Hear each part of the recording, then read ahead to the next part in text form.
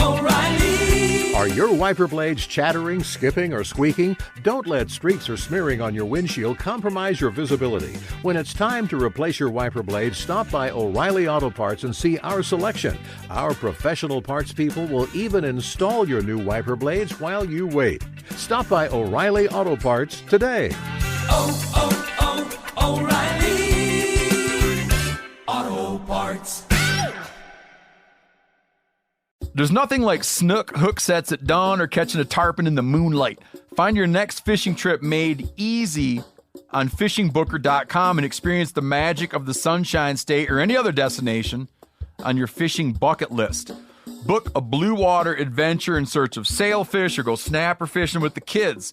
With over 6,000 captains and trips to choose from, planning your next one just got a whole lot easier. Download the Fishing Booker app on the Google Play or App Store, or visit them online at fishingbooker.com to book your trip today. You ever get that feeling the walls closing in, the concrete jungle suffocating you? You crave some wide open spaces, the chance to connect with nature, maybe in a spot all your own. Well, head over to land.com. They've got ranches, forests, mountains, streams, you name it. Search by acreage. You can search by location. You can search by the kind of hunting and fishing you're dreaming of. Land.com. It is where the adventure begins. Oh, hey, welcome to another episode of the Hunting Collective. Episode 104 to be exact. We're here in Bozeman, Montana, in the Meat Eater Studios to bring to you a very important contest. That's the contest for our Poetic reviews. Hundreds of you reviewed our show with 5 stars and wrote beautiful prose. You set words to song. You wrote original works of art. So much, Phil. So much to go over in this episode. Just as with the drawings, I am baffled by the response. Baffled. In a positive way. In a positive way. Phil tried to say, before we hit record, that he was telling Tracy Crane, old Crazy Train, that don't be nervous about your performance because no one cares. And of course, on your behalf, listener, I jumped on his shit and told him, absolutely, people care. This is the only thing they care about. I was convinced. Faith, family, THC. That's the new. So we got that coming to you. We got like a 35-minute American Idol style performance piece with your poem. So we put as much time as we could into the work that you submitted. So you're going to hear that in a moment. Also, you know, we got a little scuttlebutt from last week's episode that we picked a turkey call winner who didn't do a very good turkey call. Did you get some response? A little bit. So people were like, that's what the hell, man? And as I said on the last episode, sometimes creativity wins the day. And in this case, in Greg Morse's case, creativity won that day. But as an homage to all of you who sent in audio, we have I put together a little medley of all your best turkey calls. So stick around for the very end of the episode, and you're going to get that. And I hope you enjoy it. Because there's so many. There's little kids. There's people in a car. Clearly, a couple of them are drunk. It's entertaining. So you're going to like it at the end of this episode. And then we got Rob Greenfield. Rob Greenfield is a definitely a YouTube personality. He's an environmentalist. He's done a whole lot of things to catch attention for environmental issues. But the thing we're going to be talking about is he went a whole year without eating any industrialized food, meaning he did most everything on his own, and including trap and kill squirrels, eat roadkill, get salt from the ocean, all different types of things you're going to hear from Rob Greenfield. So stick around for that. But it's a jam-packed episode of THC, so episode 104 coming right at you.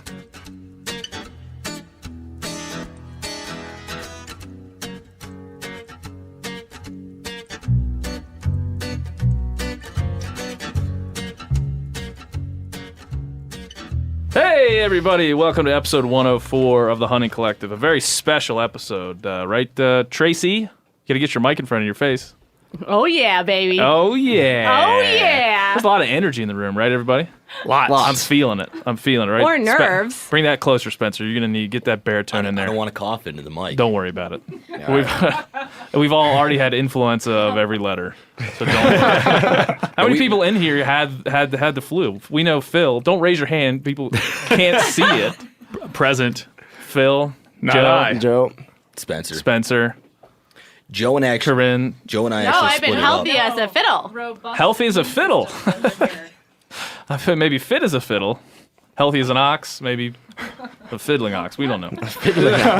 We got a lot to get to. We got absolutely a ton to get to here on today's show. But as you all well know, we've been through 2 of our contests from episode 100. A.B. Rich won for his illustration of Phil the Engineer. Well deserved. Well deserved. And Greg Morris won for his turkey calling, which was Kind of deserved.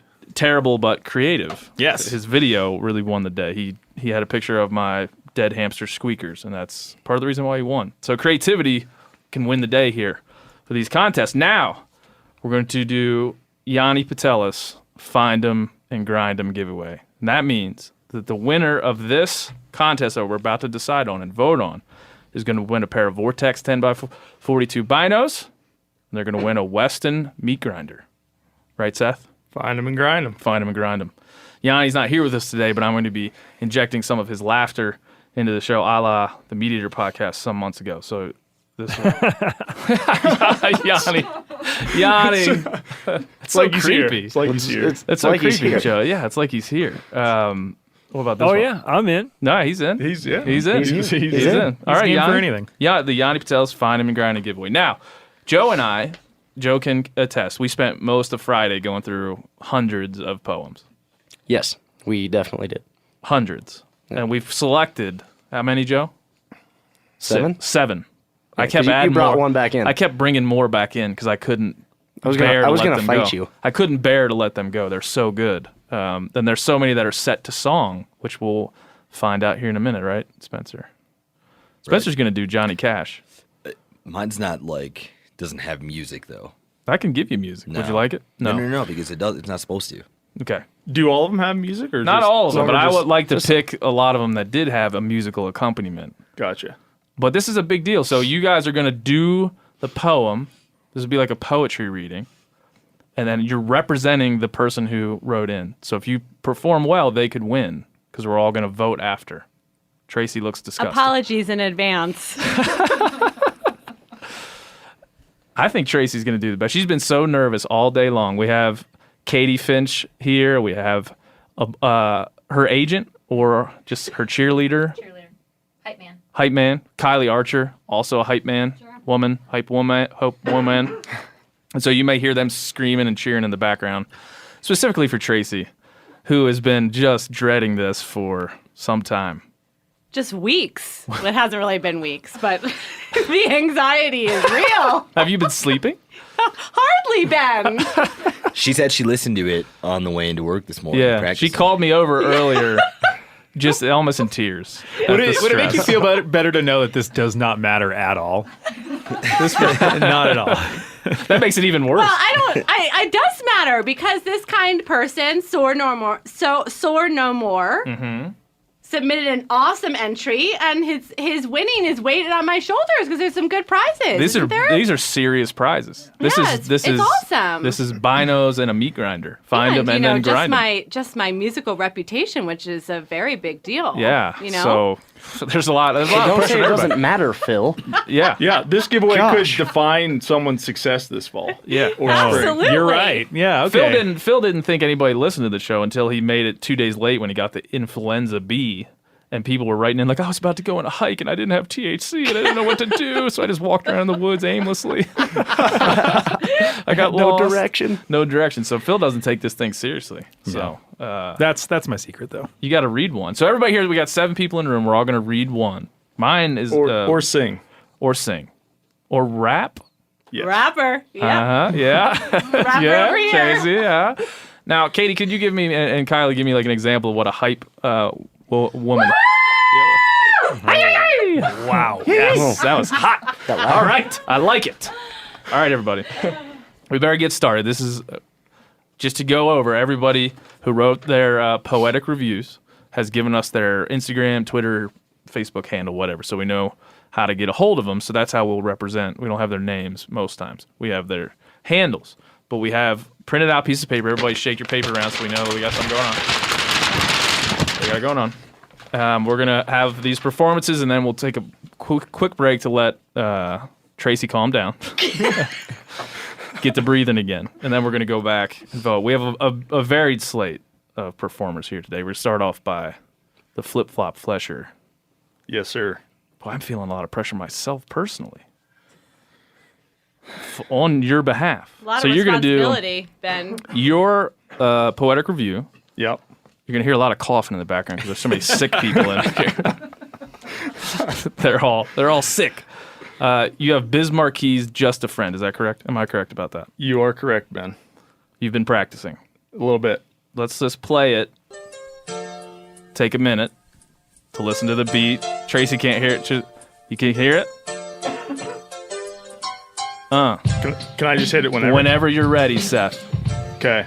Can you start the beat over? Yes, I can start the beat over. Start that over. We got a disruption. I wanted to hit it at a time. At a time? At a certain It's time. gonna take. We have a disruption in the studio. We didn't practice. I'm Tracy, Tracy's trying to sing here. losing it. Is hitting it the technical Losing it. term? For Hitting it. Yes. You're going to hit it. All I'm right. gonna hit it. Drop This- that beat, Ben. Tell us who this is for. Who are you performing for? Jake Scher. Jake. At Jake Scher. Give him a follow. All right, give him a follow. And we're going to do a little. He's written this. Yes. Bismarck, he's just a friend about THC. Yep. Here we go. Feeling it. Oh, yeah. Yep. All right. Have you ever heard a pod you tried to rate, but 100 episodes they made you wait before they gave away some sweet, sweet gear? Now listen up, it's a pod you need to hear. Woo! Oh, Phil! You got what I need. You ain't been hunting yet. You ain't been hunting yet. Oh, yeah! Phil! You got what I need. What? You ain't been hunting yet. You ain't been hunting yet. That's it, folks. All right. Yeah. Woo! That's what I'm talking about. That was beautiful. How do Thank you you. feel? How do you Oh, I feel? feel after great. that? Oh my I feel, gosh, it's electric in here. Feel alive. Unbelievable. alive. You started off slow, I will say, but you came into form at the end. Hey, Phil, save what- the Great best for set. last. Phil, what are you Great. feeling about that, buddy? I just love the confidence, and he backed it up A lot of with, confidence. with lot his of performance. A lot of confidence. That was fantastic. Is that what stars feel like when they go on stage? That's like on American I got- Idol. The people that get kicked off American Idol in the early rounds feel I got a like. rush like no other right now. Oh, this is a better rush than honey? No. No. Good save. Just confirming. right. Just checking. All right, Corinne Schneider, the producer. What will you be performing today for us, Corinne? It is by A. Miller's Life, Hey, Miller's Life. and its title is Stop, Download, and Listen. And this would be to the beat of Ooh. Ice, Ice, Baby. Let's give that a Ooh, quick I like listen, just to know what that sounds like. Just get that in you. Get that groove going. You feeling it? All right. Okay. Yep. All right. Whenever you're ready. CHC. Stop, download, and listen. THC is Benno's vision. Hunting is a topic that's lively, varying his guests from vegan to Colonel Kelly. Yeah, keep Oops. going. Yeah, it's great. Keep going. Phil is his engineer's sidekick. He's a little weird, but at least he's comic. Relief is what you get. Relief is what you get when you listen. Ben brings some sense in a world full of vision. Keep going. All right, the last verse. Okay. To the world of podcasts, this is worth a listen. Stretch out your mind while Ben is interviewing. Hunting Collective, the Hunting Collective. Word to Ranella, peace. Well done. Sorry, A Miller's Life. A that I Miller's broke Life. that up a few times. You did great. That's a good Well beat. done. That's a good beat. You can almost do anything to that beat. I feel like I might rip a freestyle here in a minute.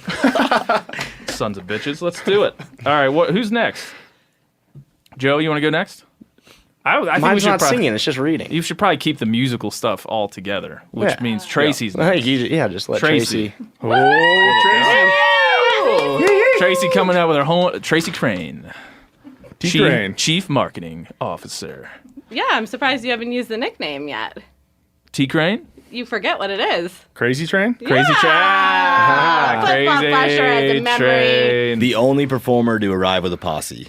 Yeah. That's how she rolls. You'll learn that Spencer's a man of few words, but they're all these good words. When you get big enough, Seth, you'll have a posse. Yeah, of your don't own. worry. I can teach you how. Someday. Okay. Yeah, someday. Should I get a manager? Yeah, absolutely. You're on the Bieber track from that performance I just heard. Yeah. Oh, good. You know? So far, That's good to hear. it's going to be hard to beat that one so far. So we have, this is a third one and final musical accompaniment. The rest of these are actual just poems. Okay. So Tracy, are you ready? Well, yeah, but so can we just, you're going to start the song? Yes. Okay. Whenever you're comfortable, I'll even start it over as many times as you would like. Yeah, because this one's a little tricky because the chorus is the lead-in. Yeah. So I need to start on the chorus section of the you song. too. Okay, let's take a look here. You're starting to, you're feeling it. Tracy's bobbing her head. Oh yeah, bobbing her Yeah. head up and down. Yeah, Tracy. Trace, T Crane. That's how they We do done it. with Ben O.B., yeah, you know me. He brings joy through the yonder BP. Invest in the PP and you shall see what all that really means to the eternities. Close your eyes, settle in, prepare, let Ben be your guide. And the engineer your purveyor. Weak sashes miss, please say a prayer. Invest in this chaos, strap in for the impending disaster. Steal a happy hour as you'll learn that O'Brien is a master. You down with OP? You down with Ben O.B.? Yeah, you know me. You down with Ben O.B.? Yeah, you know me.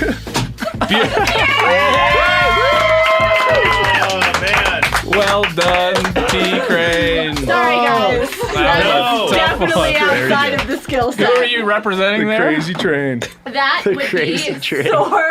Soar No More. Soar No More. Sorry, buddy. Oh, sorry, buddy.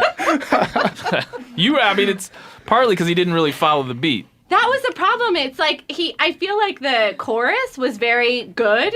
Down with Ben O.B., yeah, you know me. But the rest of the song is not like fluid. Yeah, it's not really fluid. Now, as a true performer, you just yelled it. And that You just went for it. you just like when you weren't sure how to deliver it, you were like, that's right. yeah. Yeah, that's right. Just yell it. That's typically how I that's- approach most things in life. That's what It yeah, When brought I'm a lot of unsure, energy. just yell. Just speak louder. There we go. Brought a lot of energy to the room. Important life lessons from the Crazy Train. the Crazy Train gives Just pretend, no when Fs. you're not sure, just No Fs pretend. give- All right. Well, we're still riding high. Now, Spencer, you're going to give the cremation of Benny O.B. Mm-hmm. As the hype team's out of here. They're not hanging around. Peace. See you We got guys. places to be. See you, team. Thanks, Kylie and Katie. They are out of town. Now, Spencer, you're up next. Would you like me to play how Johnny Cash did this one, or do you want to just go? I already checked it out. Okay, so you I already feel inspired. You're feeling pretty inspired. Now, I'm going to give you an option for this music. You want that? No, No. Okay. no. Johnny Turn- Cash wouldn't use turn that. that Just Spencer's voice does good enough. That's right. morning hot tub music there. That's right. Just to round this up, Spencer loves a hot tub. Mm-hmm. In the morning, every morning he goes and does a hot tub. This is a tough week because it's really windy. Oh, yeah, and that's wind is just isn't great in outdoor hot tubs. So rather than 5 mornings this week, I'll probably just do 3. I think. Okay. All right. That's a hot tip right there. That's a hot hot tip off. hot tub. Avoid windy days. Hot tip. All right, buddy. This is tell us who wrote it and what it's going to be about. The Instagram handle is ADadOutdoors, and this is it the cremation of Sam McGee is a popular poem Yep. in our midst. If you don't know about cremation of Sam McGee, stop now. We'll give you a minute. Go listen to it. But instead, we have the cremation of Benny O.B. Right. All right, we're back. You've now listened to Cremation of Sam McGee by Johnny Cash, and the baritone badass is going to deliver some sweet, sweet velvet into your ears. Go ahead, baritone. There are strange things done in the podcast studio by the men who talk for gold. The treasure state has its secret tales that would make your White Claw cold. The studio lights have seen queer sights, but the queerest they ever did see was the night on the deck of Lake Fort Peck, Phil cremated Benny O.B. Oh, Oh, man. Well done. Your voice makes that so much better. Yeah, I was going to say, that's a strong performance, beautiful. and that's some strong writing there. Yeah, That gave I me felt chills. something. I That got gave me chills, even though I was getting killed. Really strong yeah. writing. When I went and watched the Johnny Cash version, it's like 6 minutes long though. Yeah, no. wow. This is a shortened version. You got an easier one, but you only got it because of your voice talents. Thank you. But well done there from A-Dad Yeah. Outdoors. Well, Did well his done. research, too. If he's not from Montana. Oh, he yeah. did his research. Lake Fort Peck. Yep. Treasure Everything State. Relatable. All right, Joseph, Jamie Farinato. To review, Joe is our Jamie. Yeah. New and improved. New and improved. Google. You just have to Google something for no reason. Okay. I Googled it. Now, we only have a couple left. This one, Tell me about this one. it's by John T. Boston. John T. Boston. And it's just a... Sounds like a made-up name. It's a poem. He wrote, there's no similarities to any poem I've ever read here. This is an original. Completely Oh, wow. original. So what we tried to Yeah. do, what Joe and I Custom tried, creation. yeah, what Joe Yeah. and I tried to do is have like a couple that were originals, because the next 3 you're about to hear are originals, and then 4 that were adaptations of already existing art. And that's where we landed. Yeah. On these 7. That's how we landed on these 7. So I don't know Sorry why, for but I'm that. also getting the feeling that he's from Boston. it could be. All right, Joe, you ready? You want? I'm ready. Do you want any music, or you want to go? Boston accent I'll for just extra read it. credit. Can't do it. You want to go Bear? okay. Sans music. Okay, I'm just gonna read it. rip it out, Joseph. All right. A show with the host named Ben O'Brien, bridging the gap. You know that he's trying. Shares thought and opinion with hunters and vegans. Well thought out. There's no denying. Ranella, Old Cal, and the Eagle, and the rest of the meat eater people. Sometimes show up with bourbon and cup, sharing their knowledge unequaled. You can't help but love all their work. The Colonel shares feelings on Turks, Geist's American model, Duchan's plum brandy bottle, and Gilbert's feelings get hurt. Finally, a thank you to Ben from us outdoor ladies and men. You help unravel the meaning of complex hunting feelings. This show is a 10 out of 10. Well Love done. Well done. it. I like the nod to Gilbert. in Little there. sucking Yeah. up there at the end. Little sucking up at the end. We'll take it though. That's Makes the me most feel- heartfelt one. That probably so makes far. you feel It warm, makes me and, feel warm great. and fuzzy inside. Yeah, that's why I give people do contests. so, So Ben can feel good about himself. yeah, I'm like, if you compliment me enough, I'll give you a cooler. All right, Phil. It's getting deep in here, man. We're 5 deep, and I That's don't know right. I don't know who has the lead right now in my own mind. So, Oh, I sure do. You do? Yeah. OPP. Crazy Okay, train. Phil. My- Okay, buddy. I thought you would have another copy, so mine is actually on my desk outside of the studio. Go get it. I'm gonna go grab it. You can just vamp, right? Yeah, I can. Okay. Don't worry. I'll fill. I Should we can just do it. make fun of I'll him? do some filler. Where he's going? Phil, that is I could fill some time. that is rookie. Phil, you just realized that just now? It's Phil because doesn't normally have to perform, so It's he's be- not used to having to have his performance He, aids readily he has available. his own segment. it's because of the Right, but it's from the gut. it's because of the No, corona. he has printouts all the time. Oh, he does? He has to read It's emails. because of the Oh, coronavirus. Phil. The Yeah. coronavirus is attacking Rookie his move. body and mind. Rookie Yeah. move. Yeah. Did It's he 'cause tell of you the- to vamp? He said vamp. Yeah. What is that? He's coming Hey, with he's the got the paper. paper. He's Yeah, back. what's Explain vamp? vamp. Yeah, what's vamp mean, Phil? Is that some sort of MCU? You know, Fill time. MCU. Phil We're gonna- time. That's going to be a good T-shirt. Fill time. Just that illustration. vamp of Phil is like on I it. think that's a musical jazz. That's a jazz term. Vamp. You want some Just music know. for yours? Oh, You want this music? That's why he's part of the podcast. Some smooth jazz. Musical jazz terms want like this? that. Sure, yeah. cool. Oh, he likes the music. He likes He it. does. All right, tell us who this is from. Kenny G. This is from B. Graves. Be great. Oh, I like B. this. Graves. Yeah, Yeah, this totally. comes in. It comes in. Give it to us. Give it to us. Wait till you get some like Benny percussion. O'B. Yeah, so you get to Smooth. build. There we go. Jazz. Oh yeah. Okay. Imagine a roundhouse kick to the face, or the feeling of your grandma saying grace. That's what this podcast makes you feel, whether you like a gun, bow, or reel. Ben and the boys bringing the heat, made famous by a guy known for eating meat. The Hunting Collective is super chill, except for that one guy. Screw you, Phil.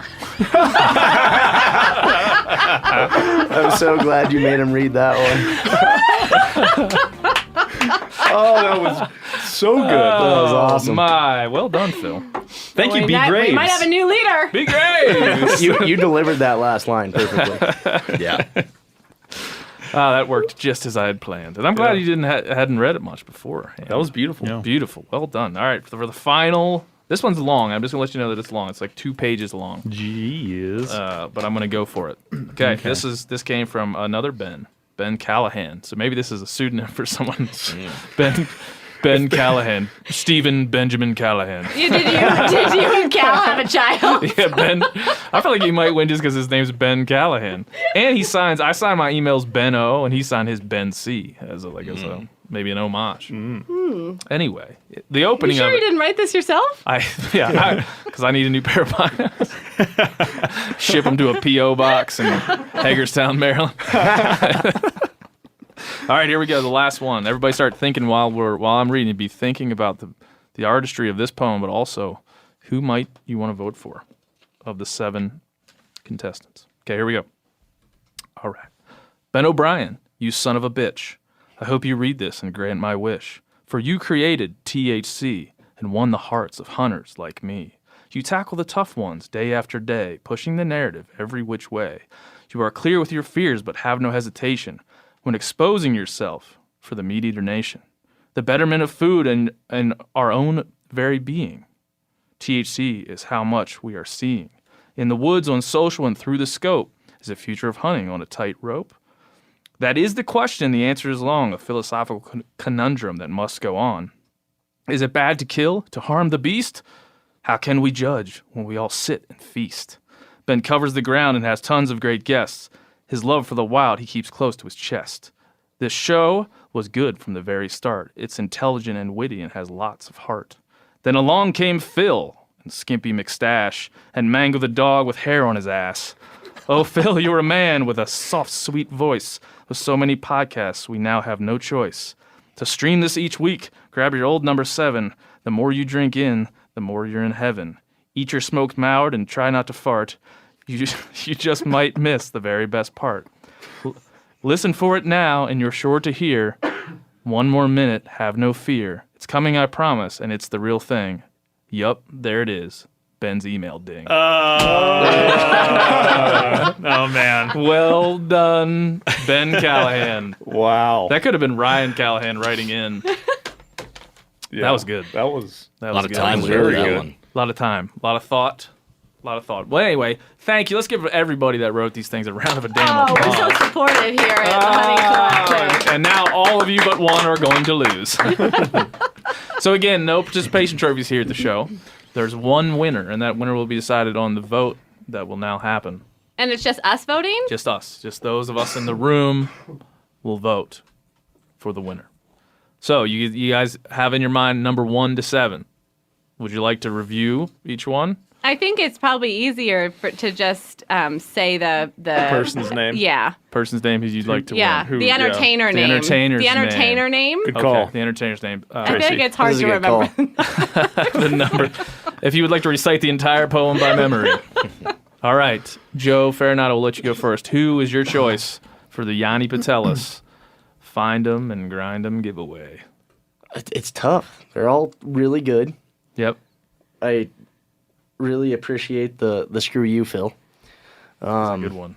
Me too. I'm gonna have to go with you though, Ben. All right. Oh. Yep, Ben one O'Brien. for you. One for Ben Ben Callahan, Ben Callahan. the love child of Ben O'Brien and Ryan Callahan. Oh yeah, I'm in. I think Yanni might vote for that one too. There's no way to know. There's no way to know.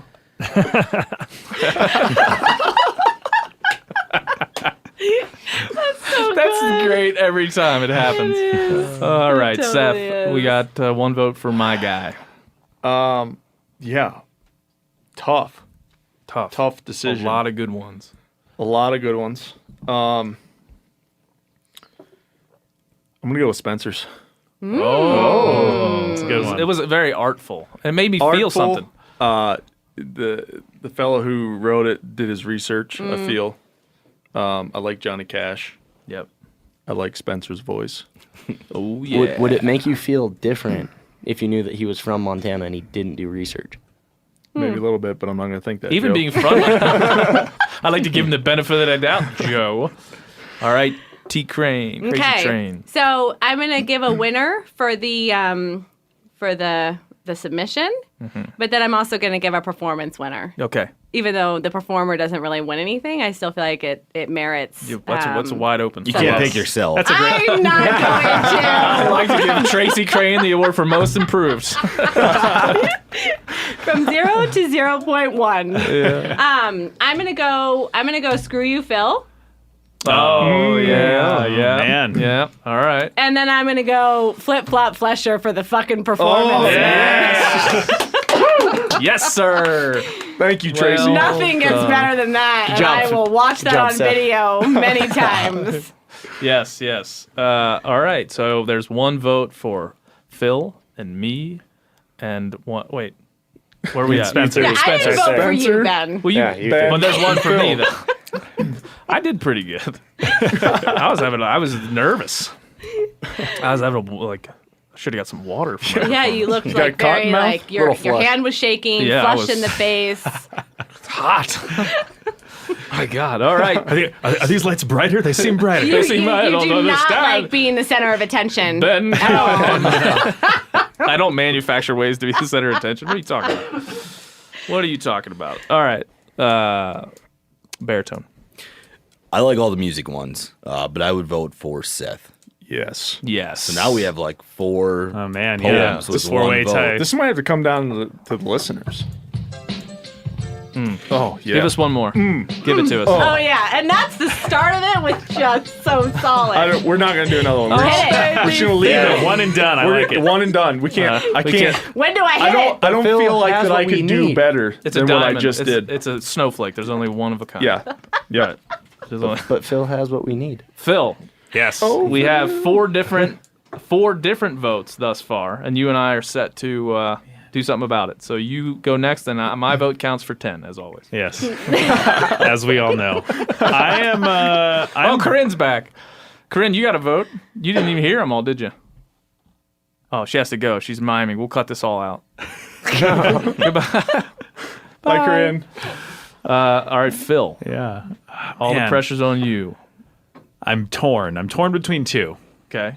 the shortest one and the longest one. Oh, me interesting. and Spencer. Two Yes. opposite sides of the spectrum. Yes. I relate to the subject matter of Spencer's, obviously. You're murdering me. Yeah. On Lake Fort Peck. Like Fort Peck. You keep inviting me in to go ice fishing. I'm like, he doesn't even know how to ice fish. While sharpening a knife. I looked it up, and this author is from Pennsylvania. Good job, he, Spencer. He did his research. Another. Oh. Yeah, it's like a double vote for you.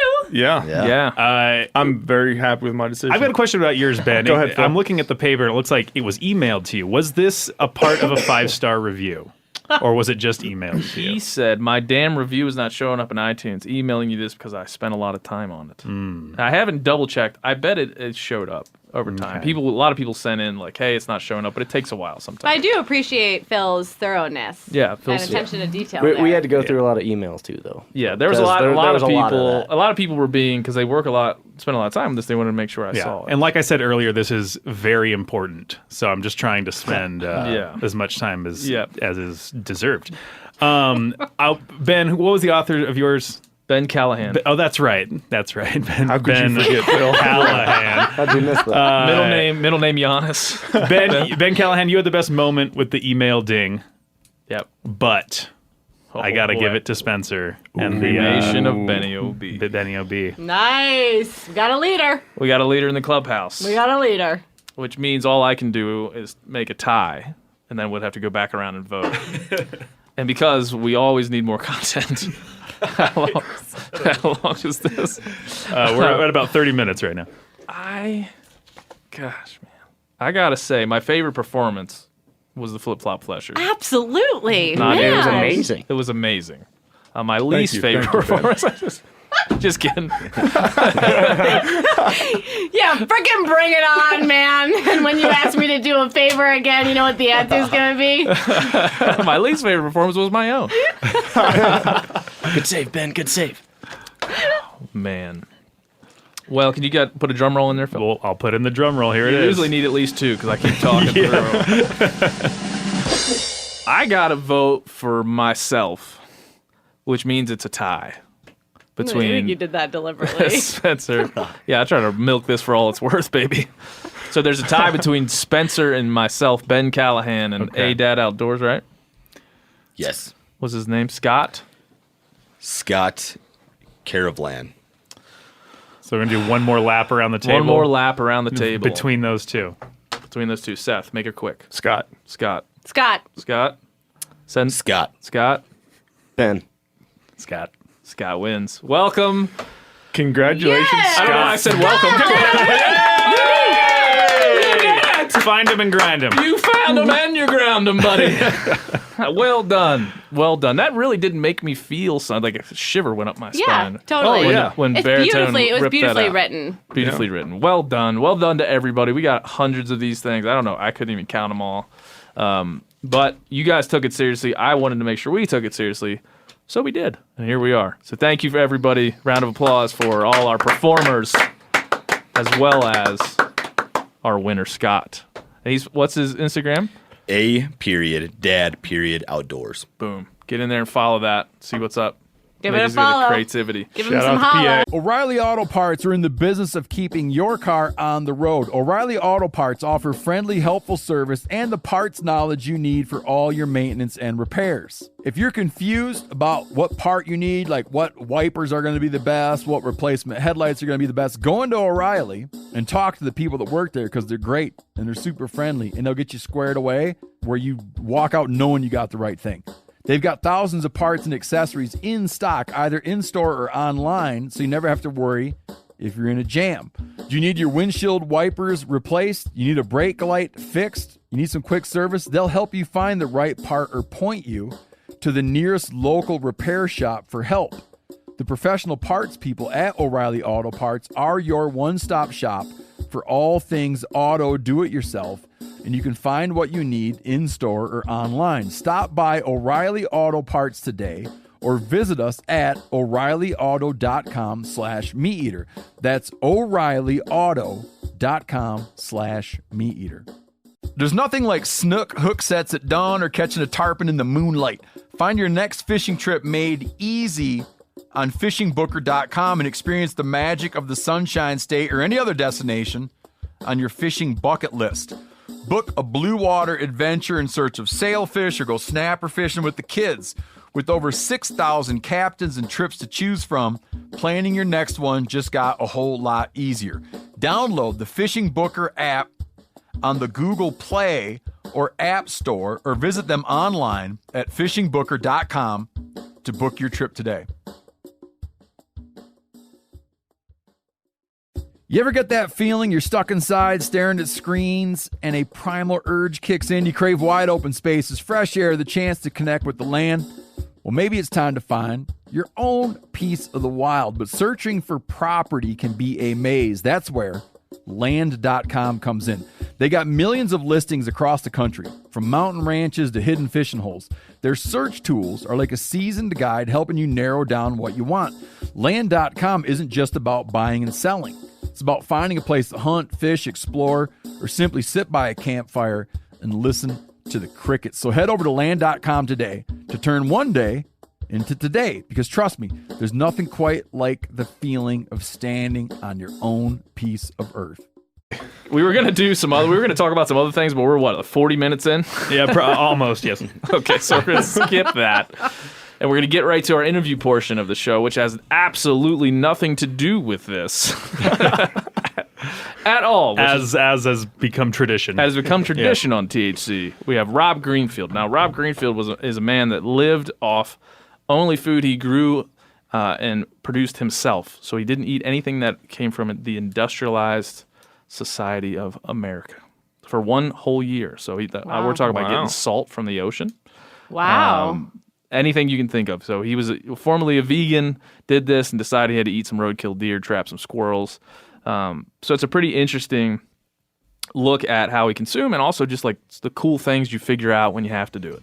So there's a lot of cool tips and tricks in this interview. So I hope you enjoy. Rob Greenfield.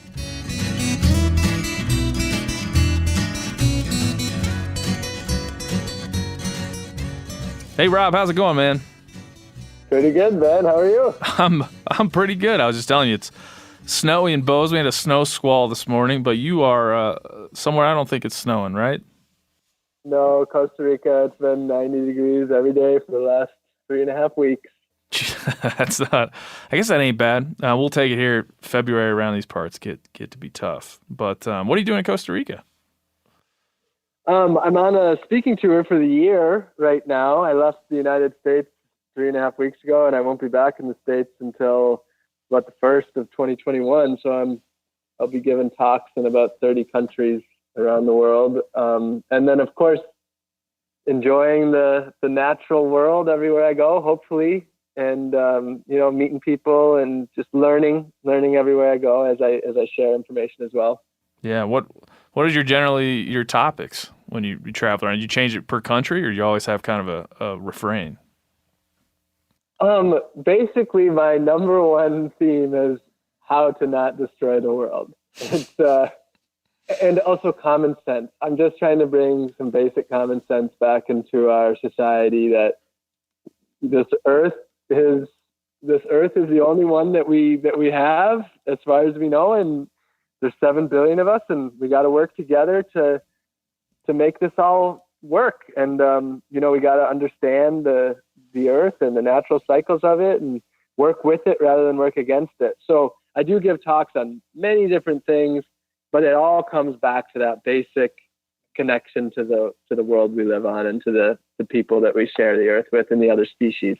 That's great. I've had multiple listeners to this show refer you and send me links of stuff that you've done, and so I can't remember the names of the folks that have sent them, but thanks to that, because I started watching your videos and reading your stuff, and it's little short of inspiring. And we've in the last couple of episodes started to bring people on that don't necessarily say nothing wrong with a professor or an intellectual, but try to bring people on that are not only talking about these issues, but they're out there living it and doing something about it. And I think what you did over a year's time fits totally into that. So can you briefly tell everybody kind of what the idea was by foraging and growing, and I guess also been killing all your own food for a year.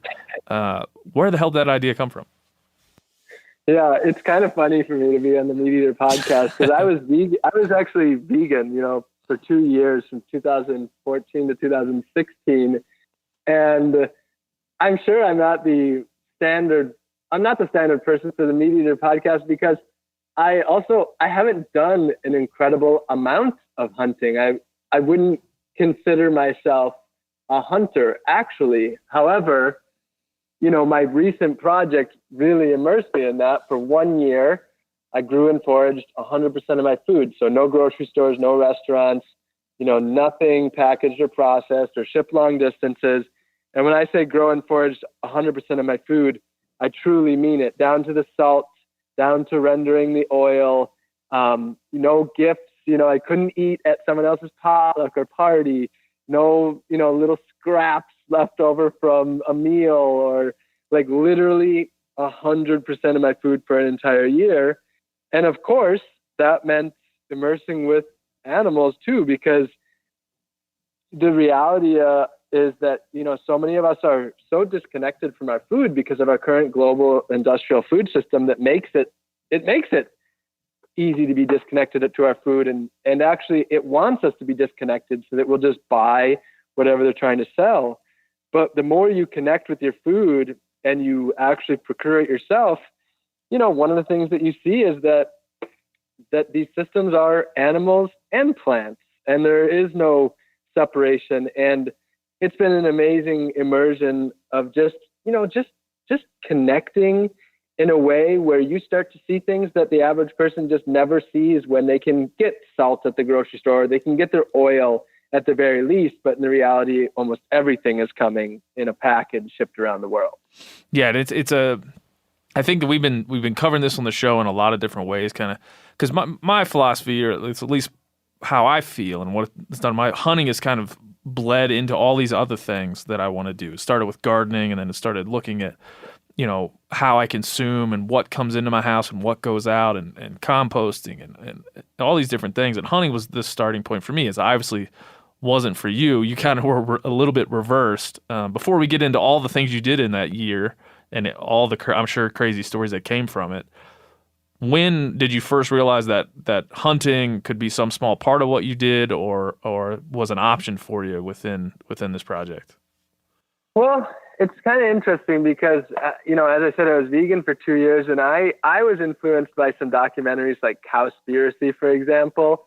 And I'm generally very much a critical thinker and problem solver. I'm an Eagle Scout, so I spent 7 years of my life really practicing resourcefulness and the basic skills. And I'm not generally a very black and white thinker. I realize that things are very much gray, that there is no black and white on Earth. But some of these documentaries were so well made that basically, like Cowspiracy, it caught me in this place where I saw how messed up factory farming was, and they pitched it in such a way that it actually made me go from the extreme of eating the factory farm meat to the extreme of saying no animal products, no meat, no dairy is okay at all. And well, I can't say I was never that extreme 100%, but the thing was, I was living in the city, San Diego, 7th largest city in the country. So I was mostly shopping at the grocery store. Hunting was not really a thing. I still occasionally went and caught a fish at the pier.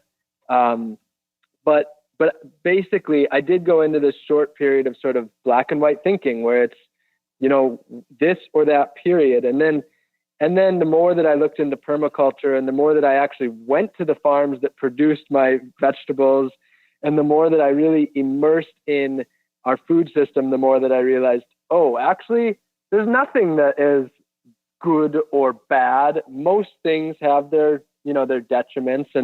And so then I started to learn about regenerative agriculture. And then, of course, with this year of growing and foraging 100% of my food, I've been researching the human's connection to food for, close to a decade now.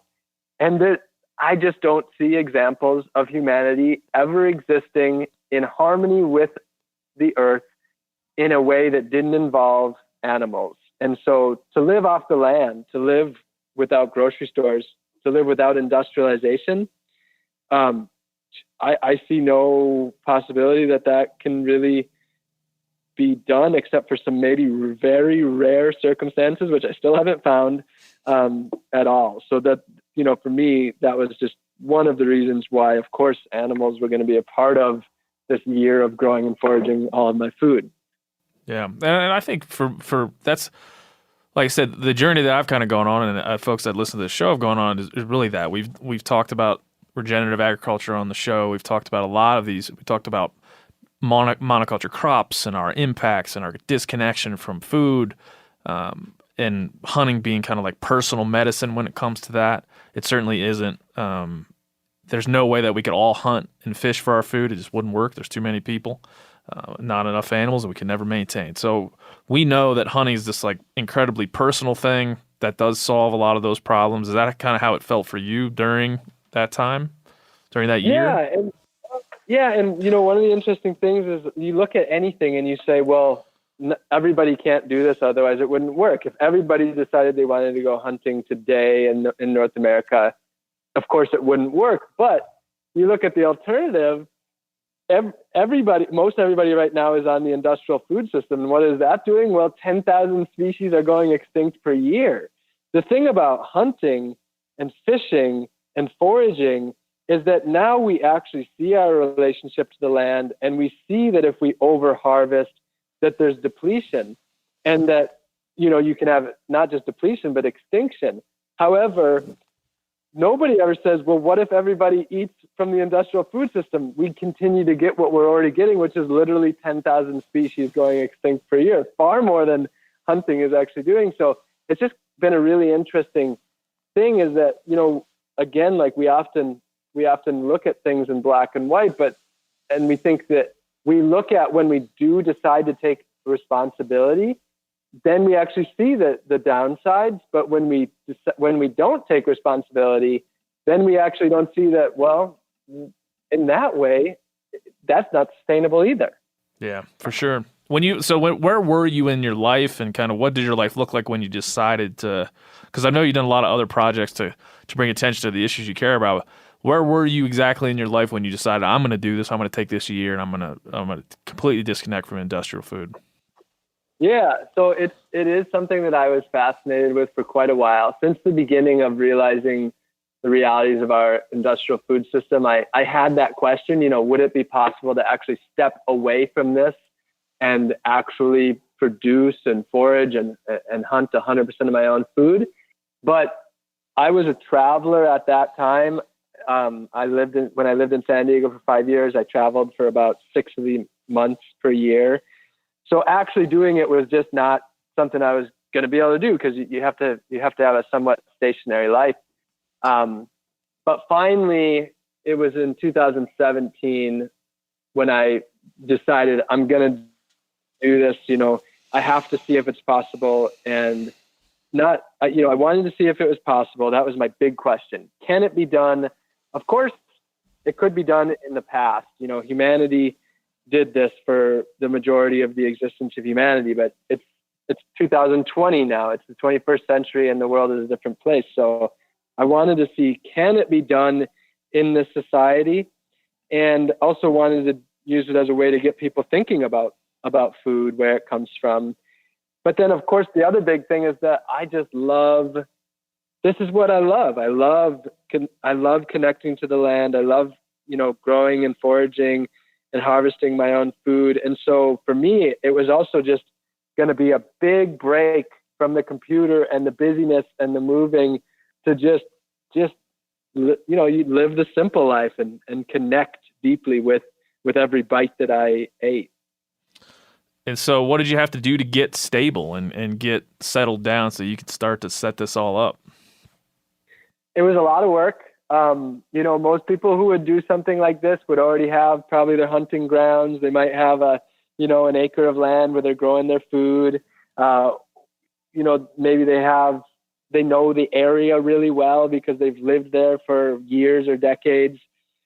But for me, I arrived in Orlando with everything that I owned fitting into my backpack, owning no land, and actually having no place to live. So I started from absolute scratch, and I started by turning front yards into gardens. So I took sandy front yards because Florida used to be under the ocean. So it's basically straight sand in a lot of areas. So I turned front yards into gardens, and I started going out, taking foraging classes. There's multiple local foragers, but there's one named Green Dean. His website is eattheweeds.com. And so I went out with foragers. I went to local gardening classes.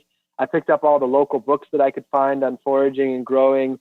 I plugged into basically all the local resources, the people that had been doing it in this area for years or decades. And I had to learn from scratch because I had done very little growing, I had never grown anything in the state of Florida. I had foraged nothing or almost nothing. And the only thing that I had done is in the past, I would go to Florida to fish growing up with my dad. So I had fished a fair bit in Florida. I was familiar with the Intracoastal Waterway and fishing for sea trout and redfish and mullet and things like that. So I had that experience going for me. But besides that, I was very much starting from scratch there. Yeah, I can't even imagine. I was reading a thing that said you grew and foraged like 300 different types of foods or somewhere in that number, and you had to, I can't imagine, you got salt from the ocean, coconuts from the beach, you caught fish, you got herbs from your garden. I imagine that has to be a pretty weighty enterprise, just trying to think of all the things you absolutely have to do.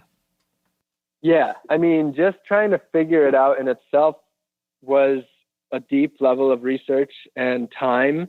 Just trying to figure out, okay, how do I get my calories? How do I get my fat and protein? How do I get my nutrients, all my vitamins and minerals? Because I wasn't taking any supplements or vitamins. And medicine too. I, grew and foraged 100% of my own medicine. So looking into the medicinal plants in the area. Of course, I'm a big believer in the saying, let thy food be thy medicine and thy medicine be thy food. Everything that you eat from the land is a form of medicine. Putting healthy food into your body is a form of medicine, and not putting processed junk into your body in itself is a form of medicine. But yeah, it was so much work to learn all of it and to get it going. And my goal was that it would take me 6 months from the day that I arrived in Florida to when I started. So go from 0% to 100% in 6 months. And it ended up being 10 months. So I arrived in Florida on December 17th and I started on November 11th. So about 10 months after I planted my first seed, I launched into it. And, you know, that was my first meal ever that I grew and foraged 100% was my first meal of the year on November 11th. So I really launched into the deep end on that first day. Wow. Yeah, you're lucky you had the Florida growing season and maybe not the Montana growing season. It would have been tougher. Yeah. So what during those months where you're trying to get this, you have any crazy stories or, you know, huge failures or things you just didn't anticipate while trying to set up a sustainable life like this? Yeah, I mean, I ran into all sorts of hiccups. I'm actually writing the book about it right now. And so I'm reading my journals. I'm just seeing, wow, was I going through it? I mean, there were just so many mini disasters and, you know, destructions in the garden. And just, it's amazing, you know, looking back on it. Part of me looking back on it feels like, yeah, it was kind of easy. Like it doesn't feel like a big deal. But after reading my journals, I was just seeing that I was just going through one challenge after another and just making it through because I had no other options because I said I was going to do this and I was going to do it. But a couple things that come to mind, in Florida, we have wild yams and they're an escaped species of cultivation. The genus and species is Dioscorea alata. They mostly come from Asia. So they're very much a normal, standard Asian cuisine.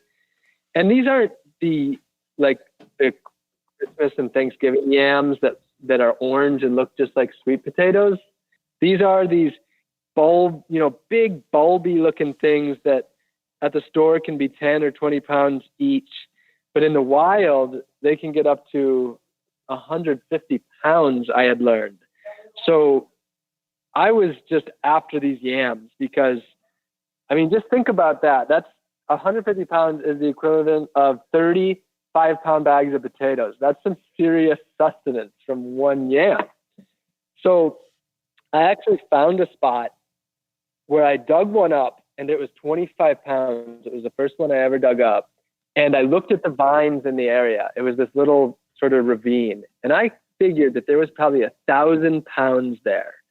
So I figured I had found my calorie gold mine. I had my, calorie bank right in this one spot. And it was only a 3-mile bike ride from my house.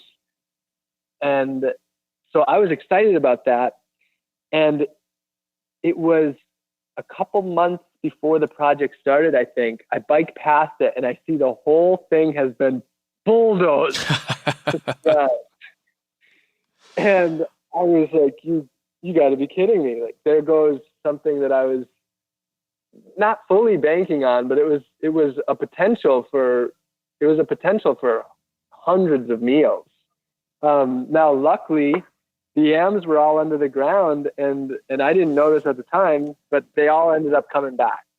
So they didn't damage the yams, and my calorie source was still there. That was definitely one of those, moments that I felt a near disaster, but nature came through. Well, and I imagine just on that point, you're relying on what's around you, right? Relying on nature, and if you're relying on it, how can you not have a better value of it, or actually a tangible value of it? Not just I really love this place, but I really love this place for what it's doing for me. I imagine that among the many things was something you learned. It is a whole different way of looking at things when you're truly dependent on the land. I mean, as someone who's fished since I was 8 years old, so for 25 years, I really gained a different connection with fishing now, because in the past, when I was growing up, I mostly fished for fun. We ate some fish, but we mostly fished for fun. And I never needed, almost never, of the 1,000 times that I went fishing, probably, I never needed fish or would go hungry. But during this project, a lot of times when I would travel, I didn't have fish with me. I didn't have a protein source with me. I depended on being successful at fishing. Otherwise, it was eating lots of sweet potatoes, or sometimes not having enough food at all. So the interesting thing was, now when I was dependent upon it, it seemed that I considered myself a pretty good fisherman before. And during this project, I really questioned whether I was a good fisherman at all, because it really changed things, because now you needed more consistent success. And what I saw was that I think in the past, I remembered the good days of fishing, and I didn't remember all the days I got skunked. But now I remembered the days that I got skunked, because it mattered. Yeah. And then one other really interesting thing, one of the most challenging days of this whole year, it was about halfway through the project, and I was actually kind of deficient in fat and protein because I wasn't being successful with catching enough fish, and it was the area where I was lacking. And I was up fishing with my friend in Wisconsin. I took a trip up there, and I caught about a 20-pound lake trout. I think that would be considered a trophy lake trout. It was maybe 35 inches. It was like the lake trout of a lot of people's dreams as far as trying to catch a trophy. And I wasn't after a trophy. I wanted to catch some food. I desperately needed some fat and some protein. And this lake trout was the perfect source of fat. I mean, these things are just like tanks of fat swimming through the water. And I asked Ben, I say, what would you do with this fish? And he says, I would let it go. And for me, that's generally was my thought too, because this is a fish that can breed. It's to that size where it's a mega breeder. It can put out so much spawn. And so I let this thing go, even though I was literally like, this was everything that I needed to solve my problems. And I let it go. And then 2 hours later, Ben looks at me and he's like, you asked me what I would do with this fish. And I said, let it go. But did you mean, were you asking me if you should let it go? And I was like, yeah. And he was like, oh man, I never would have said that. You need that. If you need that meat, you should have kept it. And it hurt for days because I really did need it. And it was just a whole different way of looking at fishing. And of course, my goal is to release the big ones and keep the small ones. But that at the same time, I learned that the fishery up there nets them indiscriminately. And most of the people that are buying lake trout at the store, they're all eating those big fish. And so for me to have eaten that one fish to solve my problem would have been totally justified. So that was another one of those that pain lasted for a few days. I just had a pit in my stomach for a few days from that. Yeah. Well, I mean, I've always thought that. I was in hunting camp, be the guy at the fire, like, man, what if we really were hungry? What if we really needed to kill this elk? What would we be doing right now? And I always thought about that. And that interests me, like in indigenous cultures and in some of these hunter-gatherer cultures that still exist around the world, as few as there may be. It's interesting to have that feeling, man. And it sounds like you had it, that if you didn't get a fish or if the crop didn't come in, you're going to suffer. And you're going to suffer along with that natural landscape. Yeah, I remember when I was up in Wisconsin. It's a city with so many deer in northern Wisconsin's a pretty deer populated state, and it wasn't deer season. And I would ride my bike past the deer, and I was like thinking about trying to run into them with my bike, and I was just looking at those deer like, oh, I need to eat you so bad, but I can't. And of course, I did end up eating a few deer that were hit by cars. And that ended up being a very important form of sustenance for me, was harvesting car-killed deer. Wow, that's interesting. Is there any, like, what were the hunting or the killing of animals that you actually did? Did you kill any deer or squirrels or anything like that? So squirrels, that was an interesting start for me. I was in Florida, and I was growing some plant-based forms of protein. I really wanted to grow my own peanut butter. I wanted to, from scratch, make my own peanut butter. And also I was growing sunflowers. I could make sunflower butter as well and eat sunflowers. And so this was something that I was really excited about. I also love peanut butter. It's comfort food for me. So to be able to have this was kind of a big deal. And honestly, the squirrels just kept getting the best of me. They would eat the sunflowers before they were even developed. So there wasn't much I could do about it. And they would go, when I planted the peanuts, they would just go from peanut to peanut and grab them. And so I was having a hard time with these. So in permaculture, there's a saying, and that's, let the problem be the solution. So I got myself some traps and I ate my plant-based source of protein. So I turned them into my protein by eating them. But this was tricky because it's not technically legal to trap anything in the city. So, I had to be a bit on the sneaky side about trapping the squirrels in my garden and eating them. But so squirrels were one thing. And then fishing, I did a lot of fishing. And then harvesting those deer. And that's the only, I did shoot a gun. When I was in Wisconsin, I was practicing. I was going to shoot some rabbits, but never got around to it because I ended up getting deer. And then I was actually thinking about a raccoon because I didn't have oil. I failed at making coconut oil. And so 9 months without oil to cook in. Yeah. And so that was difficult. And I talked to someone who said they got a half gallon of fat from one raccoon by rendering the fat because they have so much. And so I was going to get a raccoon.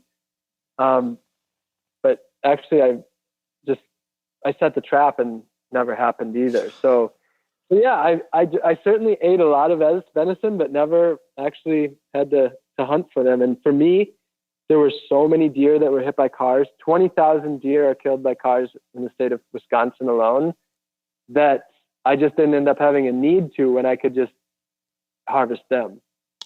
You coming out of this, I think we'll go back into some of the more details, but coming out of this, what did you feel like that hunting would play a bigger part in your life coming out of this? Or were you inspired by kind of like the connection there, or what was the feeling? Well, in the long term, I'm actually planning on doing this project again, but in a northern climate. So many people have said that they want to see this done in a place with winters. And enough people have said it that they've convinced me. I absolutely want to do it. And so as of now, my top choice is Northeast, probably like upstate New York. And I'm actually, for some reason, I have the idea of the Ithaca area in my mind. And so when I'm in the northern climate, I'm certain that hunting is going to be much more a part of the project. In Florida, it just didn't work out. And I don't know, to me personally, I feel much more connected to it. I grew up in Wisconsin and I feel much more connected to it in the multi-season climate, in the deciduous forest.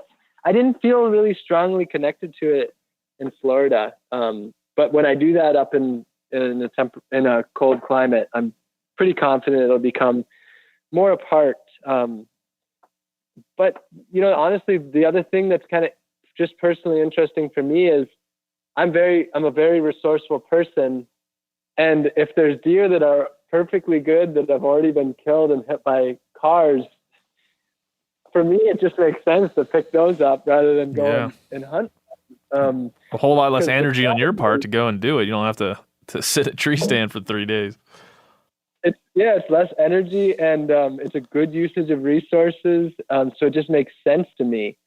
Now, the other thing that really made sense for Florida that I really wanted to do was hunt wild pigs. Yeah, that was my next question. I'm like, you had to have thought of that. It was something I was definitely going to do. And here's the reason that I never got around to it. I had multiple people who were going to take me out hog hunting, but everybody baited them. And the rule was if I was going to hunt, if I was going to bait, I had to grow or forage the bait as well, because I couldn't get industrial corn to use to feed the animal or to bring the animal in. So even with fishing, I couldn't buy worms. I couldn't buy food to catch my food. With my squirrels in the trap, I put my own homegrown sweet potatoes in there, for example. So that's what held me back from the hogs, is that everybody that I had connected to was using bait stands. Yeah. Where they had them on a schedule, and so I couldn't do that. So I was trying to find someone who didn't bait them, and I couldn't find. That didn't happen. I know there's people that do it, but I couldn't. So that's what prevented me from getting a pig. But for me, from the get-go, I was definitely planning on doing that. The other thing is iguanas. I did hunt iguanas prior to the project because they're also invasive in South Florida. Yeah. And we ate some of those. But during the year when I did go to hunt iguanas down in South Florida, I caught 3 days of straight rain. And the iguanas come out when it's sunny, so I didn't get any. So I attempted, but you could say that I failed multiple times. Multiple times. I am not an experienced hunter, and I failed multiple times at getting myself an animal. It's funny enough, yeah. I mean, we're at the very tail end of what they call the shoulder season here in Montana for elk, and I haven't filled my elk tag, and I'm just thinking, my family's not going to have as much elk as we would want. Now, not in the situation you were in, but it's just a strange feeling because we're just not going to go buy beef. We're not. So I was thinking roadkill the other day. I was thinking traveling to other areas of the world. We were just talking about going to Texas for axis deer. So it's funny how when you start to rely on this resource, you can't really screw it up as a hunter. You kind of got to get what you can get. The pressure can be on when you're, whether you're completely forced to or whether it's a matter of ethics and principle, it really changes things. What did you like? Obviously everybody's going to ask you what you learned from this, but while you were in it, how many times did you have to shift your own? Did you shift your own structure? Because obviously you made up your own rules. You're following your own rules. You have kind of a North Star that you're guided by. Was there times where you had to give in to something or give up something? Well, originally, yeah. I mean, I will say that the project did go pretty much as planned for the most part. And although it was challenging, it did go about as smooth as I could possibly hope. I mean, literally giving up grocery stores and restaurants completely and every morsel coming from the land, having never done it before or met someone who had done it before, it did honestly go about as smooth as I had hoped. And I knew it was going to be challenging and that was a part of it. But the things that went differently is I definitely burned more fossil fuels than I had intended. I had originally hoped to do as much of this as possible on my bicycle and trailer. I even originally planned to bike to the coast with my 60 miles and load up on mullet and get 50 or 100 pounds of mullet and come back. But honestly, the fishing didn't go. I never did as well fishing as I had expected, so it meant I had to go much more often. And so I ended up definitely driving more than I had intended. And I definitely broke the rules a few times. Like one time in Wisconsin, my friends were doing really well with night crawlers and I was spin casting for trout. And I gave in and I used a night crawler and caught a trout that I ate. And so that was one time that I broke my own rules. Another time, nothing in itself is that hard. It's not that any one thing is that hard, but it's when you're doing everything, the amount of time that it takes and energy, that's when, people online would often say, well, why didn't you just do this? Well, because I was doing 100 other things that day. Yeah. So another time that I broke was, for me, I had to harvest my own wood to smoke fish because the smoke imparted the flavor. And it was also that I had to harvest my own flavors, go and harvest my own flavors for the year. So there was twice where I didn't harvest the wood, where I wasn't a part of that. One time a friend harvested it without me being there. So that was another example of me breaking my, my self-guides that I had made. So there was some minor things like that. But other than that, like, I didn't really have to, besides minor mistakes or minor things like that. The only time I ate something that did come from the grocery store was, I think, on day 16. I took all the food over to my friend's house to make dinner for both of us. I brought mullet for the fish. I brought cassava or yuca. It's like a potato. I brought the greens and the veggies from my garden. I brought the salt, the herbs, and pumpkin seeds. And so I had everything, and we made the meal together. And then she didn't finish her plate, so I ate what was on her plate. And after like one or two bites, I realized she had sprinkled her own salt on the plate, on the pumpkin seeds. And so I probably had like 10 grains of salt. And that was my big mistake.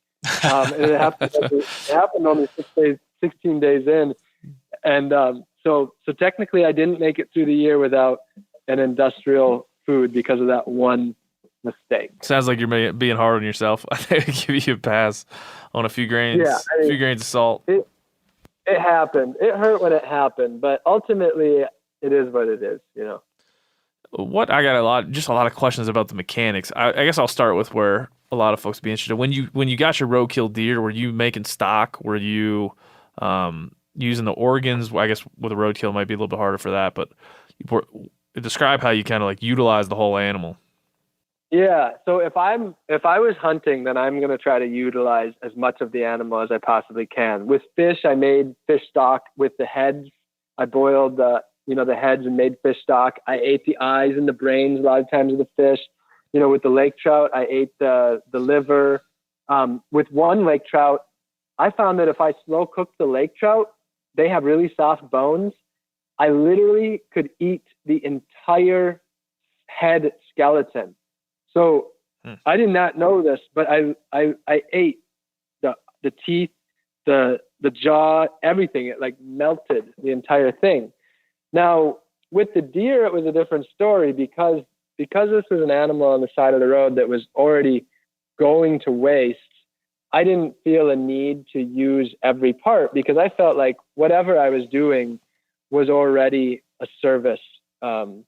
Whatever I could harvest, I would. And then the animal what I couldn't use, I just dragged into the woods where it would be eaten by other animals or degrade and not get picked up. In some areas, they're actually picked up and taken to the landfill. So whatever I left was actually going to biodegrade and, re-enter the system.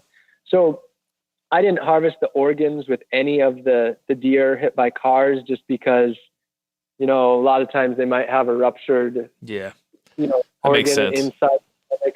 Now, that's somewhere that with some deer, if you hit it yourself and it gets hit in the head and you do it right away, I'm sure a lot of people probably have harvested organs, but the scenarios that I came across and also my lack of experience, I decided to go with basically what I would do is I would set the deer up on its joints and then so that it was basically, sitting with its back upwards.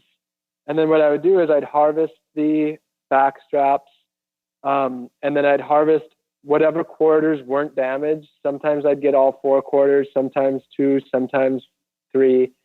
And then I would and I could do that without hanging it and without ever touching the organs, just going for those quarters. And then I would generally harvest the neck as well. And so that's what I would utilize. The first deer I harvested was just a little fawn and I got 9 pounds of meat out of it. I would also take the bones and I would make bone broth. And then towards that was in August and the summer was rough. The deer aren't moving as much and I wasn't seeing many. But once it got to be like September, on one drive, 120 miles, I found 7 or 9 deer and I harvested, meat from 3 of them. I think I harvested like 60, 70 pounds. And, you know, in the fall season, it's amazing. I mean, if I lived in Wisconsin, I feel like I would just harvest those and feed everyone in my neighborhood with deer meat. It's an amazing resource, and an amazing resource of quality, healthy meat that gets, you know, wasted and just driven past by so many people. I think it's just an amazing resource of quality meat. Yeah. We did that recently in Michigan on a shoot. We didn't kill a deer, and we wanted to do some butchering demonstrations, and we picked up a roadkill deer. And it was the first time I've ever done it, but it was the first time I've ever butchered one fully. And I'm sitting around thinking, why don't I do this more often? What am I doing?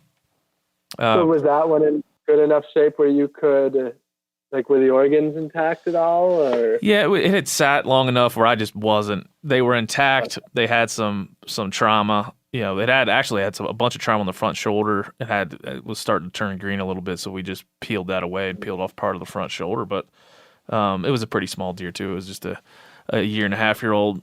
But it was just the process of going through that, being able to take what you can and feeling like a scavenger rather than a hunter. Because a hunter, you really take ownership of the thing. So it makes total sense what you're saying about that. But I know you probably had beehives, and I can't even imagine all the things that you had here, you know, getting salt from the ocean. Or what are the things that surprised you that you learned, like things that you didn't know were going to be calorie resources that became essential, just those little idiosyncrasies? Well, I would say for people that really have the desire to live off the land, as people would say, and, you know, never have to go to the grocery store, I think one of the main things that prevents people from being able to accomplish that is calories. Most people buy their grains and their flours, and a lot of grains are not easy to do on small scale, and they are something that is much more efficient at large scale. Now, for me in Florida, Florida's not a grain state. You know, it's just not a place where grains grow well, the heat and the humidity. But what grows amazingly is tubers, so sweet potato, yams, and cassava or yucca. And I spent so many hours crunching the numbers for calories and everything. I mean, I crunched the numbers for all of my forms of food to figure out how much I would need. But calories was one of the big ones. I was often making spreadsheets, figuring out how many calories I had either planted that day or harvested or had stored away. And I was amazed at how many calories I could grow in a relatively small place in a front yard in Orlando. And I calculated that on an average size lot, you can comfortably grow all of the calories for one person for a year from sweet potatoes and cassava or yucca and yam. And I think with a house on a half acre, I think you could grow the calories for a family of 3 or 4 using those calorie crops in Florida. I don't have experience elsewhere, but for me, that was, when I was just crunching those numbers, I grew about 500 pounds of sweet potato out of an area that was about 15 feet wide by about 20 feet. So that's 300 square feet. And I got about 500 pounds of sweet potato out of there in one season. So that was pretty revolutionary for me to see that you indeed can produce your calories too, when you have the right calorie crops to be able to do so. Yeah, what you were talking earlier about kind of like producing flavors. And I was thinking like maybe he had hot sauce. Maybe he made hot sauce out of peppers or something. What were the flavors? Were there honey, hot sauce? Like what were you able to cook up? Yeah, well, honey was a big one. I had 4 colonies of bees, and all of the colonies were rescued colonies. So I made friends with a local bee rescuer where if bees are, a lot of people, if they get bees in their shed or, in their house, the honeybees, they'll actually have them exterminated. And so this guy, what he does is he actually goes and does a live rescue. He removes them and then he finds a new home for them. So that's where I got my 4 colonies. And I would not have been able to make it through the year without the honey. I mean, the honey was my moral, it's what got me having that sweetness, because I have a major sweet tooth. I love chocolate, and having that honey to go to for a quick pick-me-up mentally was so huge. Plus calories. I mean, a spoonful of honey is like 100 calories, I think, or something like that. So, I could get so many calories through that as well. So, and working with the bees was just so incredibly special. I of the top 5 things that would make me jump out of bed in the morning, bees are one of them. Just being surrounded by tens of thousands of bees and working with them and seeing them every day, going out, collecting nectar, bringing it back, knowing that that's going to turn into honey was pretty special. I feel like I got a little sidetracked on the honey. No, I like it, man. We've been exploring that around here. We're thinking about doing some meat eater honey, putting some bees on our place in Michigan. And mead is definitely one of the most special things. It's literally just water and honey. You mix that together and you have one of the most special drinks to humanity. And actually, I remember the first time I ever saw it, I was in Kenya 10 years ago, and these guys took me out to their shed. There was a 5-gallon plastic bucket. They lifted off the lid, and it was just boiling. And it was just honey and water and some sticks that added different bacteria in there. But there was so much bacterial life in there that it was literally just fizzing and boiling. And, it's one of the earliest forms of alcohol, I think, to humanity. And it really is just such a special thing. It tastes amazing. It's healthy. Mine was really low alcohol content, like literally just a few percent. But boy, did that just add so much value to my life. And then as far as flavors, I grew about 30 or 40 different herbs and spices, and then I foraged a lot of them too. You start to look into the plants around you and you realize that there's so many leaves and, and greens and different plants that are just great natural local herbs and spices. And then, of course, peppers. Peppers are one of the easiest things for beginner gardeners to grow. And so I just always had an infinite supply of Serrano peppers, the one that did the best.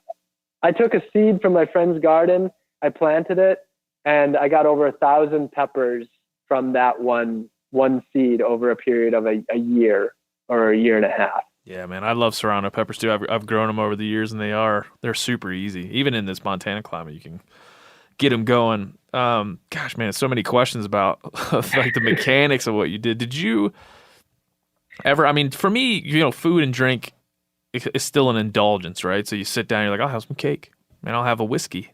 There's so much of that where food just isn't sustenance. It's not calories only. There's no mathematics in it. Sometimes I can sit down and just enjoy different flavors, different ingredients without, really taking a break, not having to understand where they came from. Did you miss that, or were you able to find that anywhere within this year? Yeah, a little bit of both. What I really missed, throughout the year, I didn't miss any one particular food so much. I didn't generally crave any food that I didn't have. But what I really missed was convenience. Having, like one night, for example, I had my cassava in the pot.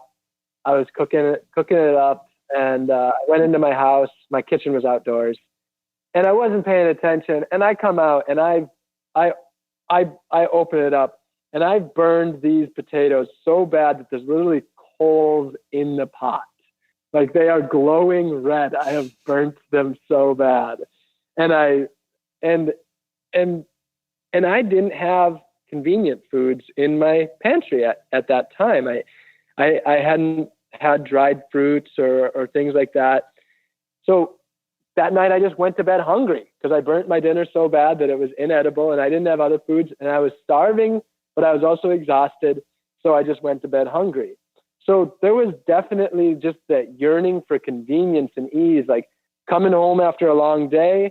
If I didn't have leftovers, a lot of times I came home at 7 and I wasn't eating until 9 o'clock because I had to gather it all from the garden, And, you know, so that was really challenging.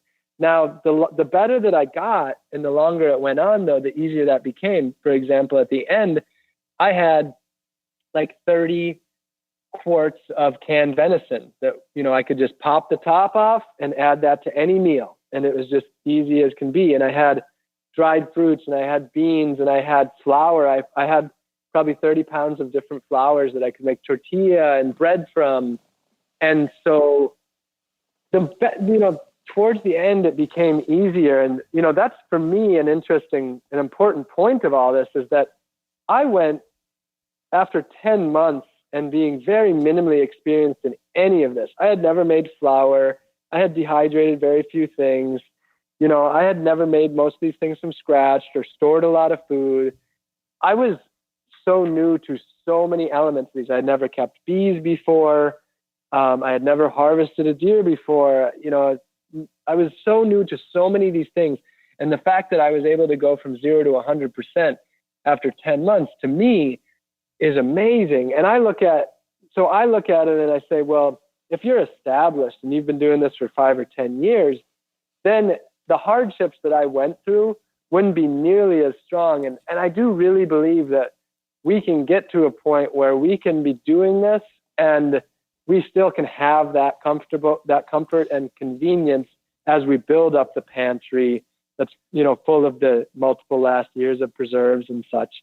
And of course, the other big thing is that I did this to the extreme of 100% for the personal exploration, to have to learn how to grow and forage everything that I would need, to see if it was possible to do something extreme, to bring attention. But the reality is that there's no need for us to do 100%. And for me, it's really about, you know, if we can do 80%, and still buy some of those treats and some of those things that make things easier, especially if we can source them locally, then absolutely, I think that we ought to do that. So that extreme was really, it was never about doing it forever. It was always just about immersing and seeing if it was possible for a period of time. Yeah, it's interesting. It's like with modern technology, I always thought, like, if I want to become a beekeeper, I can do it. You know, it's 2020. We live in the best of times. Like, if I want to learn something, it's at my fingertips, which is unique in our humanity. A lot of the things you learned, you probably would have had to learn from in a communal sense if you would have been a couple hundred years prior to what you tried to do. So that's an interesting angle too. Did you ever come to a point now where you go to a restaurant and have a meal and you miss the work? Yes. So I finished on November 11th. Today's February 14th. So I finished almost exactly 3 months ago, and I miss it. I mean, the grass is always greener on the other side. You know, life is always hard. I truly believe that no matter what, life is hard. But right now I miss that deep connection with the food. I am staying somewhere where I actually have this place I'm staying at in Costa Rica. I am harvesting a lot of my own food right off the land. Some days, 100% of my food is coming off the land here. And that feels good. But for the 2 months prior, I felt a lack of connection, and it doesn't feel as good. The meals aren't as special. And I've felt a disconnection from the earth, because the reality is that when things are convenient, it's hard to resist them. So if you can open up a fridge and everything you need is right there, it's a lot harder to go out into the garden and harvest those potatoes that are under the ground. Or, you know, if you have all the beef you could possibly need in your freezer, for most people, it's a lot less likely that they're going to go out and they're going to harvest that deer. And so I've definitely fallen for the convenience of having a refrigerator accessible, or having restaurants or grocery stores accessible. And I will say that in some ways I have more time to do other things, but also I would say my quality of life has decreased because I think a connection to our food, a deep connection is, for me, that is one of the best forms of a high quality of life. And something that I've personally learned is that a quality existence takes time. So today, everything is based so much around convenience, but for a lot of people, I don't see this convenience creating a really high quality of existence. I see so much depression and so many people just always wanting something more and never feeling satisfied. And I think that real quality of existence comes from work and comes from having to harvest our food and hunt and connect with our food, and it's work.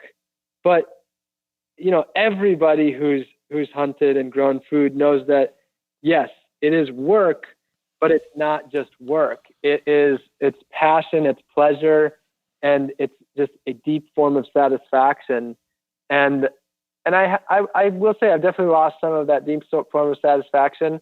And I know that I'm going to be traveling for the next year and a half, and it's going to be difficult. And I'm already thinking about wanting to get back to the land and, set up a new spot and again, try this possibly in the state of New York. I'm already craving it. And I only finished 3 months ago. Yeah. It's funny how that works, right? We kind of get lulled into this sense of what satisfaction is and what happiness is. And like I said, when food becomes, and I've slid into this a lot, where food becomes an indulgence, it becomes a form of like you run to it to get pleasure. It becomes too convenient. Hunting is the first thing that taught me that. The first thing that taught me, like, my wife gets annoyed every time we sit down. I'm like, let me tell you a story about this deer. Let me tell you the hunt that I had, what I had to do to get this animal to the table right here. And I think my wife just rolls her eyes. Another story about another deer. But that's done more for me than I could probably articulate. And it seems like you got that in spades with this. Yeah, definitely. And the salt, just like you brought up the salt multiple times, so I might as well say how that works. Because I had no clue how the heck. I never met anyone who harvested their own salt at the time.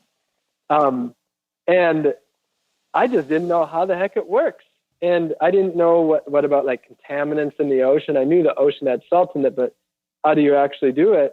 And it literally was just as simple as, eventually what I did is just went to the ocean, filled up a bucket of salt, took it home, put it in a pot, boiled off the water, and I was left with my salt. And it was just as simple as that. And, everybody who came over always wanted to taste the salt, and I would always ask them how it tasted. They would pretty much always say it tastes a little bit saltier. And sometimes they would say it tastes like a little more ocean-like, like you can taste the ocean. Whether or not that was true or it was just a mental thing, that was what pretty much everybody said, that it's saltier than the average salt. But it was, definitely really as simple as that. And now, of course, the thing that worried me at first was, well, what about contaminants? Because if you boil 5 gallons of water, that means you're going to concentrate the 5 gallons of contaminants in there. And people always ask that question, like, aren't you worried about pollution and contaminants?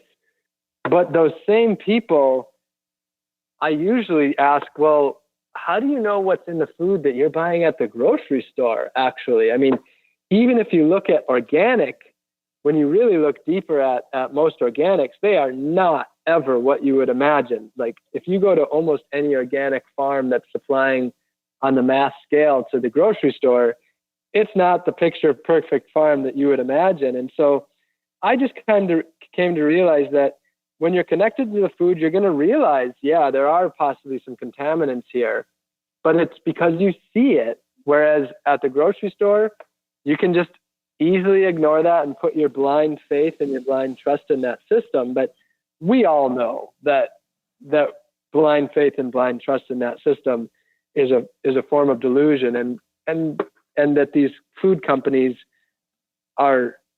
those foods are not perfect and by any means. And so, sometimes some of the foods that I eat might have had some contaminants from being out exposed to the world, but I don't believe that when it all comes together that it's more than the food that I would get wrapped in plastic at the grocery store.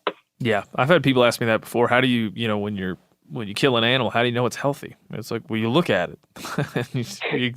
you look at its meat. You look at it. You know what healthy meat looks like. Does it look healthy? There's a lot of other factors, obviously. But it can be that simple. And like you said, the contaminants that we're putting in our body from other process places would have to be equal, if not more, to whatever you found, whatever was in the ocean that you were pulling out. O'Reilly Auto Parts are in the business of keeping your car on the road. O'Reilly Auto Parts offer friendly, helpful service and the parts knowledge you need for all your maintenance and repairs. If you're confused about what part you need, like what wipers are going to be the best, what replacement headlights are going to be the best, go into O'Reilly and talk to the people that work there, because they're great and they're super friendly, and they'll get you squared away where you walk out knowing you got the right thing. They've got thousands of parts and accessories in stock, either in-store or online, so you never have to worry if you're in a jam. Do you need your windshield wipers replaced? You need a brake light fixed? You need some quick service? They'll help you find the right part or point you to the nearest local repair shop for help. The professional parts people at O'Reilly Auto Parts are your one-stop shop for all things auto do-it-yourself, and you can find what you need in-store or online. Stop by O'Reilly Auto Parts today or visit us at O'ReillyAuto.com/MeatEater. That's O'ReillyAuto.com/MeatEater. There's nothing like snook hook sets at dawn or catching a tarpon in the moonlight. Find your next fishing trip made easy on fishingbooker.com and experience the magic of the Sunshine State or any other destination on your fishing bucket list. Book a blue water adventure in search of sailfish or go snapper fishing with the kids. With over 6,000 captains and trips to choose from, planning your next one just got a whole lot easier. Download the Fishing Booker app on the Google Play or App Store, or visit them online at fishingbooker.com to book your trip today. You ever get that feeling you're stuck inside staring at screens and a primal urge kicks in? You crave wide open spaces, fresh air, the chance to connect with the land. Well, maybe it's time to find your own piece of the wild, but searching for property can be a maze. That's where Land.com comes in. They got millions of listings across the country, from mountain ranches to hidden fishing holes. Their search tools are like a seasoned guide helping you narrow down what you want. Land.com isn't just about buying and selling. It's about finding a place to hunt, fish, explore, or simply sit by a campfire and listen to the crickets. So head over to Land.com today to turn one day into today, because trust me, there's nothing quite like the feeling of standing on your own piece of earth. Yeah, and it's you. I mean, you just said basically it comes down to common sense a lot. When you don't know something, you don't know it, and if you've never hunted before, you don't know how to look at animals and think about whether they're healthy and understand those things. And the same with plants. But once you walk out in the woods and you're actually paying attention to those things, you start to realize that a lot of it's basic common sense. It's common sense that's been completely lost by our current society, where we read labels at the grocery store. But once you start hunting and fishing and gathering, you start to see that, yeah, this is just basic common sense. And you could call it intuition or whatever you want to call it, but it's just that human beings have been doing this for the history of humanity, and we haven't lost it. Like we have these cues that we don't necessarily even have to put words to, but we just generally understand when something is something that we should put in our body, or when something is something we shouldn't, something that's sick possibly. Yeah. No, and it is generally, like you said, it's there. It's common sense. You look at a deer and it looks sick. It looks skinny. You can see its ribs. Or a lot of times, I mean, I always find it interesting to cut the paunch open on a deer or cut the crop open on a turkey and just look at what it was eating. Normally, you know, because you're watching it eat at some point before you kill it, or you're in the same ecosystem where it lives, so you kind of know what it feeds on. But it's always interesting to kind of explore that once you've killed that animal too, just to kind of know and get a different perspective on what's there. So I imagine, you know, this you call it an experiment? Is that a way to call it? It was yeah, you could call it an experiment, an experience, immersion. Yeah, absolutely. Any of those things. So this immersion, I imagine, did so much for you, just from a gathering perspective and knowing how you want to move forward and interact with the world. what did other people think that were close to you? They think you're crazy. That they want. Were they inspired by you? I know you did a lot of content around this as well. What's been the thing you were surprised by in the interaction after or during? Yeah.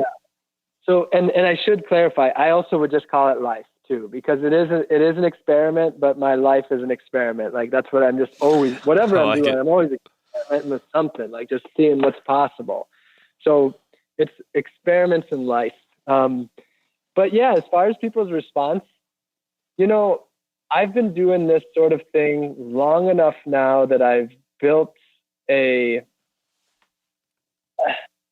general understanding around that I know what I'm doing. Like when I first started, a lot more people thought I was just crazy because I hadn't proven myself yet by any means. But launching into this project, I had already done quite a few other projects that proved that when I set out to do something, I do my research. I know what I'm talking about.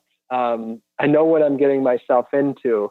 And so now I don't have nearly as many people who think I'm crazy. Now, with that being said, still a lot of people think I'm just an absolute lunatic, because the way that I put it is that I'm extreme. Like there's no question about that. The way that I do things is extreme. I take on extreme things. But the reason that I'm extreme is actually because our current society is extreme. Now, our current society seems normal because when you see the same thing around you day after day after day, month after month, year after year, it becomes normal no matter what it is. No matter how extreme something is, if pretty much everybody around you is doing it and it's what you're used to, then it's normal to you. So the United States has 5% of the world's population, but we use 25% of the world's resources. That by definition is not normal. That by definition is extreme from a global standard. So what I like to point out is that the United States' current way of doing things is actually by definition extreme. The only reason I'm extreme is because I have to take the counterbalance to that. I go to the other end of the spectrum to point it out. And what it's really about is it's about coming back to a place of moderation. A place of moderation to me would be actually knowing where our food comes from, knowing what it is that we're eating, and eating in a way that we are not decimating the world around us by doing it. To me, that would be moderation. The extreme would be, not having a clue where anything comes from, how it got to us, and the impact that it has. So you still have people that they're completely disconnected with their food, where they think food comes from the grocery store. It doesn't come from the land, it's from the industry. So because of that extreme, there's no doubt there's tens of thousands of people who have been exposed to my work this year who think I'm just crazy. But overall, the main response I get today is that people are inspired, because people are waking up by the millions to the reality of our food system and the reality of the many of the ways that our current society does things. And they've woken up to the fact that this is not normal, and that this is not the way that humanity's always been doing it, and it's not the way that we can keep doing it forever. So because of that, honestly, most people, when seeing me take it to the extreme, they're inspired. They're just excited. And a lot of people, the response is that they've never grown something before, and they just absolutely are dying to get their first seed planted, and they do. And so a lot of people, they're just inspired to go out foraging for the first time or to grow food for the first time. And then the people who, are already hunters and gatherers and growers, for a lot of them that have already, been living this lifestyle or have made that shift 10 years ago, for a lot of them, they're inspired just to take things a step further. Maybe they've had the dream of going a month without the grocery store, and seeing this project I've done have given them the motivation and the example to see, okay, he's done it. There's an example. Now I can do this. And so generally, like, inspired and motivated to take things a step further has been, I would say, what I feel surrounded by the most, and the response I get from people the most. Yeah, no, I think that's a beautiful thing. And one thing I realized having these conversations on this show is that there's this version of, environmentalism or just caring about the earth that seems, and you wrote this in one of your posts. I want to pull it up and read it because I think it was great. The way this, like the mainstream environmental message and even the animal rights message is always, it's broad. It's like factory farming, monoculture, crops. These are the things we're battling. And that's a big task to take that all on and eliminate factory farming. But what's not a big task is to step back from that and make changes in your life. And just make those changes in your life first before trying to tackle this giant ideological, cultural thing that we've got our arms around, which is the way that we eat, especially in the industrial age. Here it is. Yeah, you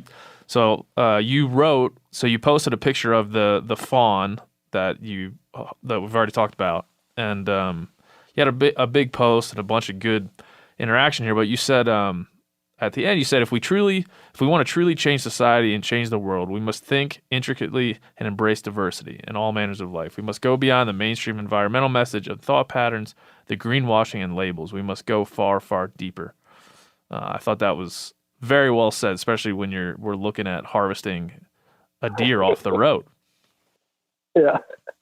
Yeah, that was an interesting day for me. That was my first time doing it. Originally, I wasn't going to post about it, but I just saw it as a great lesson. And interestingly enough, that deer was probably my most liked and commented on post of the entire year. Actually, no, the most was the next post where I expressed that like 1,000 people unfollowed me because of that post. And I expressed that same thing. I doubled down that, look, we have to go deeper. We have to look at the reality of our situations, and we have to go to uncomfortable places because, the reality of our current environmental movement is but people like to make things black and white. They want easy answers. They want, this is the way you do it.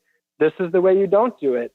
And, meat eating is, in this podcast, Meat Eater is kind of at the very center of that because it's been made so black and white by the two sides where, in the environmental movement, meat has been portrayed as the absolute destroyer of our earth by so many people. But you look deeper and you just realize that it's not that simple. It's not that case at all. There are ways that animals are raised and hunted where it is extremely inhumane and it is one of the great banes of humanity. But when you look a lot deeper and you realize that that's just one part of a destructive food system, you realize that just like you can step out of the factory farmed food system, you can also step out of the system of factory farming animals, but there are ways that we can work with animals that are actually beneficial to the environment and not destructive. And thus the opposite of opting out completely, that would be veganism, but you can actually opt in to regenerative agriculture or sustainable hunting or fishing. And that's the reality is that there is absolutely no easy answers. There's absolutely no black and white. There is no one-size-fits-all solution to any of these things. Every state, things are going to be different. Every region and biome, every climate, every different culture of people around the world, it's always going to be different everywhere. So it comes down to critical thinking, problem solving, looking deeper, understanding the environment, working with it no matter where we are. And all of that is intricate and complex. Nah, I love it. I love it for many, many reasons, but essentially because you're saying, factory farming becomes it becomes vitriolic. It becomes a straw man, really. You can set it up and knock it down pretty easy. And a lot of people are being convinced to go vegan because of that. And you're like, man, that's not going to do what you intend if you just stop eating meat. But that's one option. The other option is to eat meat responsibly and source it ethically and do it in the way that you were able to do it during that time. So it's great to hear you have that message. This is a hunting podcast. We're not really supposed to talk about this stuff. I think we're kind of supposed to talk about big antlers or what kind of gear those things, like that's traditionally what I grew up with. Not that says we're not supposed to talk about it, but that's just not really what in the hunting community we've talked about. It's like how we actually consume and how much of a benefit this is to us. It's kind of always been just a part of our community. You eat what you kill, and that's what it is. But now it's open, and people are loving, I think, this conversation that you can be an environmentalist and still kill animals, or eat animals you harvested off the road, and you can be a hunter and still appreciate the natural world and still want to protect it. So those things they can be mutual, and they're connected. Absolutely. And it's funny, I think the top comment, like the most liked comment on that post is, "I'm a vegan, and this is the most vegan thing I've ever seen," about eating deer from the side of the road. And that's an example of someone who sees the outside of the black and white thinking. And it's an interesting thing, because obviously I'm extreme, but the reality is this whole conversation is moderation. It's about bringing the two sides together and just talking about the basics of the reality behind our actions. Just, understanding those basic things. Yeah, no, I think it all goes back to, like, I think you boil it down well. I mean, it goes back to people wanting simple answers to these really complex questions. And we live in a world where the media and then there's a lot of voices out there that are willing to help them do that and willing to push and activism. People fall into activism so quickly without really understanding what they're on the stump for. So it's good to see people like you and other folks we're trying to reach out to that are doing it. That are taking the time to explore this stuff on the ground, what it means to them. I think it from a redneck kid that grew up in Maryland and started hunting and move out west, like, I can appreciate this wholly. I think it's fantastic. Cool. One thing I didn't ask you is, like, how healthy did you feel during this and after? Do you feel less healthy not on the diet, or what did it do to you nutritionally? Well, a year is a long enough time to have its ups and downs. If you took on any diet for a whole entire year, I would imagine you would have days that feel great and days that don't. And it was a long enough period of time where I had that. Now, to start with, interestingly, it took about 10 days. And then my digestion was the best that it's ever been, because it was 10 days without a single packaged processed food, 10 days of straight from gardening and foraging, and just not having any packaged processed foods. The change was so rapid, with just my digestion becoming so much better. Prior to that, whenever I sort of like poked my intestinal area, my lower stomach area, it always kind of hurt for years. And then I realized just about a week and a half in that I poked and it didn't hurt. And I think that was what's it called? Not swelling. Inflammation? Inflammation, exactly. I think that was inflammation, and it went away, not eating processed foods anymore. So I quickly felt way better. I definitely felt a little more alive and energetic. And so the beginning, felt way better. Then halfway through the year, that's when I became deficient in fat and protein. I was not catching enough fish. I hadn't gotten a deer yet. I was eating some squirrels, but not nearly enough. And was, just failing at fishing, oddly enough. I was so surprised that was the case. And so I became deficient in fat and protein. My skin was feeling loose. I was definitely feeling a little weaker. My thinking didn't feel quite as clear. I felt like I wasn't getting some essential fats to my brain, and I don't know if that's a reality, but that's what I felt. But no doubt wasn't getting enough fat or protein to my body. And so that was a little bit of a rough patch. That was probably like July, August. And then once I started to catch enough fish, and once I got those deer, it took me about a month, and I weaned myself just back into, peak conditions. And I went to my university to give a talk, and they happened to have a body fat composition tester. And I did that, and I had a body fat of 15%. So I worked my fat back up plenty. And I started at 153 pounds, and during that time I was going, the lowest I ever got was 149 pounds. So we're talking about as little fluctuation as possible in weight. And by the end, I ended at 152.4 pounds, so almost the same amount as I started, which is actually honestly a feat to maintain the weight without any processed packaged food. Yeah.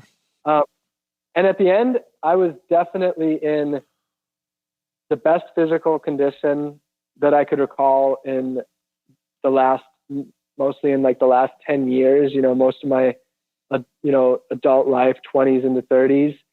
And I felt, excellent at the end. And one of the main things for me is sleep. I need to get enough sleep, and whether I'm eating good or not, if I'm not getting enough sleep, that throws off my digestion and everything. And I was well rested at the end and take care of myself. So I would say that there were definitely hard times, but it's safe to say that I came out of this feeling healthier and happier than when I started. And also, I didn't get sick once through the entire year. Wow. I certainly had my down times, indigestion sometimes, but I never even got a cold through the whole year. So for me, this was an amazing little personal testament of the idea that nature can take care of us if we let it, and that, food can be our medicine. And I'm not saying that this is a diet for everyone or anything of that sort. Not remotely. This was my own personal experiment. But for me personally, it was great. It was fantastic, and I want to get back to it. I can hear your voice, man. It sounds like you're ready to get back to it. Well, you let us know when you're going up to the northeast part of the world. We'll get you in on a bear maybe, so for some fat and some good meat and a bunch of other stuff up there. So many people said that I could do this because I was, so many people said, well, try doing this where it's cold. And so many people said you can only do this because you're in a warm place because of the year-round growing season. And I will in no way downplay the benefits of the year-round growing season and some of the comforts and conveniences that provides. But I have this feeling that I'm going to do better in the north than in the south. I experienced northern Wisconsin, where I'm from, and the bounty is there. It's just a matter of harvesting it at the right time of the year and preserving it. And you got to be on top of your game through the summer and fall. And if you're on top of your game, you can make it through the winter. And I truly feel, my guess is that when I do it in a northern climate, I think it's going to go better, and I think it's going to be easier, and I'm going to maybe even come out a little fatter doing it up in the north. I think you will too. I can think of a million things. I think I'm having a pile of morel mushrooms. I can think of, a million things. Wild asparagus. I can think of all those kind of foraging things, but also just turkey, bear, a deer or two. You'll be swimming in it. Yep. Oh, I'm excited. Obviously now. Yeah, so hopefully when I do it in the north, you could actually maybe take a trip out and come out, and we could do the next podcast in the forest. Dude, I'm down. Much better than this. But thank you for taking the time to go through this. I know you're a busy man. You got how many countries? What's it that you're going to be speaking in here coming up? About 30. About 30. I like it. So, well, good luck with that. Jet lag being what it is. But where can people find all this content that you gathered up during this time, or what other projects you're working on that people can get excited about? Yeah, so just my YouTube channel is just youtube.com/Rob Greenfield. Just type in my name, you'll find me. Instagram is @RobJGreenfield, and then Facebook, just facebook.com/Rob Greenfield. My website is robgreenfield.org, and then I'm writing a book right now. It'll be out in December of this year, so a little ways off. And once that book is out, I'll be doing a U.S. and Canada tour. I'm going to travel through about 30 states of the United States, and I'll be up in parts of Canada with that book. And so hope to see, a lot of you what can come out and meet in person, ask questions. And that book, you can go to robgreenfield.org/foodfreedombook, and you can pre-order that. and 100% of the proceeds from that book are being donated to nonprofits that are working on creating a more sustainable and just food system. So my purpose is really just getting the information out there and supporting those projects through that book, and very excited for people to read that when it's out. Yeah, me too, man. I think it just feels like you're helping to redefine what environmentalism is, as a more on the ground practice, as opposed to the more ideological thing that it has become over the years. So that's something that really excites me, because I feel that way too with my hunting life and the things that surround it. So congrats on that, and congrats on everything. Hopefully you come through Bozeman on that tour, and we'll get you out and we'll go chase something. Absolutely. The plan is to come through Montana on the Amtrak, because I'm mostly going to be doing it via Amtrak. And I know that Bozeman is, a good 3-4 hours south, so I'll have to get a ride down there to make it to Bozeman. I'll come pick you up. I'll bring some First Light gear, some clothes, some binos. We'll go. Depending on what time of year, we'll have something we can do. It'll be like February, so that's this time. Well, we'll go ice fish. Ice fishing. All right, that's Done. perfect. I love it. Plan. Well, thank you, Rob. Good luck in Costa Rica. Good luck on your travels. We really appreciate your time, man. Thanks for having me on, Ben, and keep it up. All right, man. Thanks.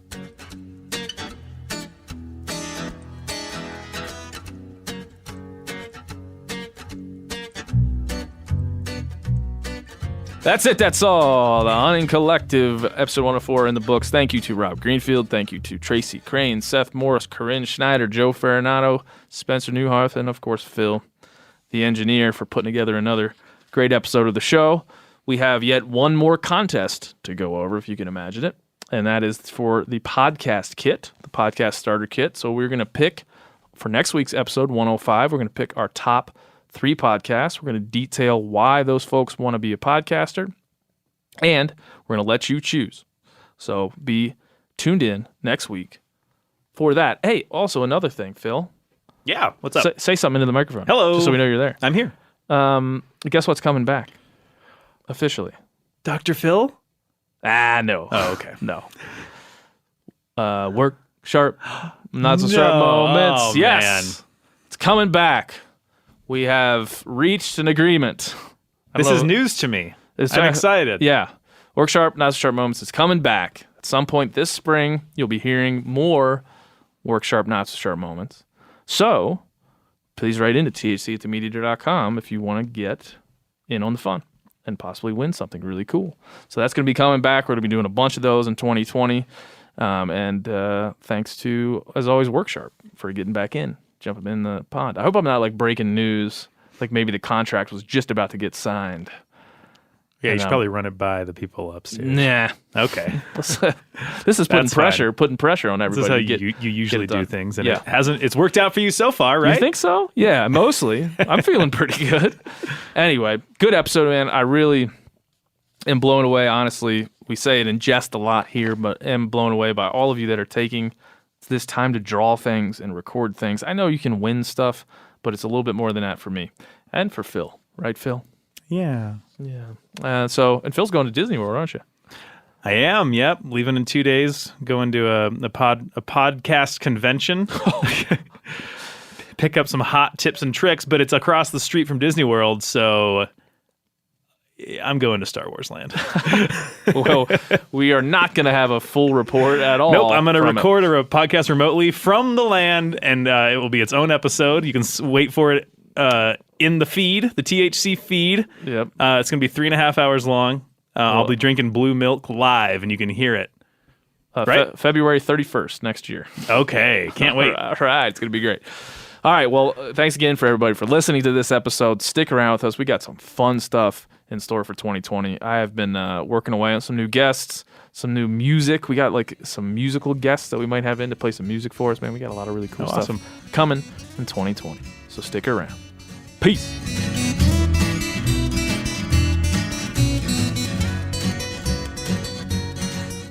All right, I think we're gonna call in a big old Tom here.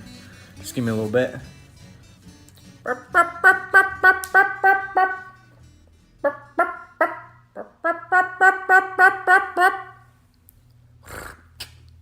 Oh, I think I hear one. I'm the man! I'm the man! Oh, got a big time. I gotta go. Oh, I didn't know you wanted entertainment. Oh, here we go.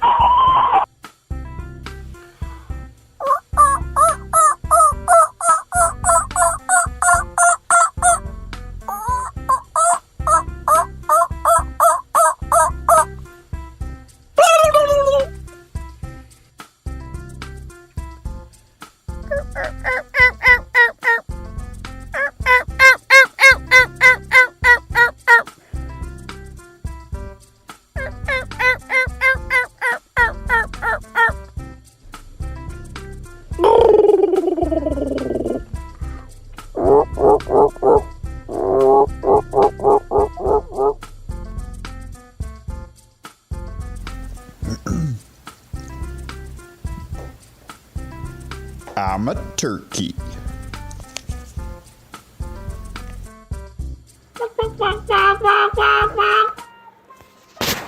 Hey, who's that sexy lady? I'm coming your way, baby. We could take our time. You know, I just wanna... Aw, come on, Jake. I'm doing a thing, man. Hang on, baby. Hang on. I'll take care of this. She's not interested in you, Jake. Why don't you take your nubbin spurs and your skimpy McWeakbeard out of here? No, you shut up, Jake, because I'm the man. I'm the man.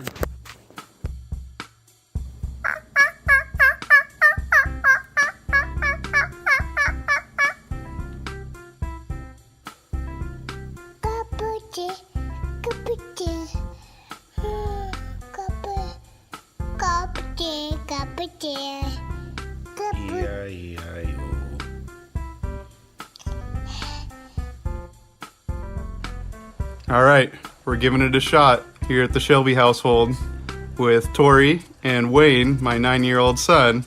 We're gonna do the turkey call. First one is the hen. Wayne. Now we're gonna go with the gobble. And then we're gonna hit him with the famous Ben line. I'm the man. Okay, this is the recording for Ben O'Brien at the Hunting Collective. You got Grant, Carter, Josh, and Taylor Ray, and we're gonna give you our best turkey call. Starting with Taylor Ray. Taylor Ray, take the mic. I don't know either. Go. All right, this is Josh, and That's not a turkey. I think you called one in. Okay, this is Carter. Dang, son, that's pretty good. I don't think that's accurate. All right, this is Grant, and here's my turkey call. That's pretty good. Signing off.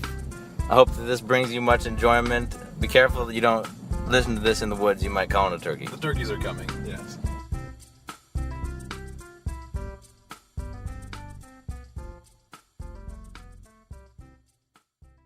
You ever get that feeling the walls closing in, the concrete jungle suffocating you? You crave some wide open spaces, the chance to connect with nature, maybe in a spot all your own. Well, head over to land.com. They've got ranches, forests, mountains, streams, you name it. Search by acreage. You can search by location. You can search by the kind of hunting and fishing you're dreaming of. Land.com. It is where the adventure begins. Hey everybody, listen up. I got mega huge news. Meat Eater Live is heading back out on the road. That's right. Join me and the crew. Clay Newcomb, Cal, Yanni, Spencer's going to be there. Phil the Engineer's going to be there. Meat Eater Live, headed back out. Now, when you get every ticket, okay, every ticket you buy, you get a signed copy of our new Meat Eater Outdoor Cookbook. This tour is celebrating the release of the book. Buy a ticket, get a signed copy, Meat Eater Outdoor Cookbook, wild game recipes for the grill, smoker, camp stove, and campfire, which I'll point out is a $38 value. Here's where we're going to go. April 23rd, the Mesa Art Center in Mesa, Arizona. April 24, the Balboa Theater in San Diego. April 25, the Grove in Anaheim, California. April 27, the Crest Theater in Sacramento. April 29, the Union in Salt Lake City. April 30, the Egyptian in Boise. May 1, the Wilma Theater in Missoula. May 2, the Bing Crosby Theater in Spokane, Washington. May 4, Revolution Hall in Portland, Oregon. And May 5, the last day of the tour, Pantages Theater in Tacoma, Washington. For tickets and more information, visit the events page at themeateater.com. Hope to see you at the show.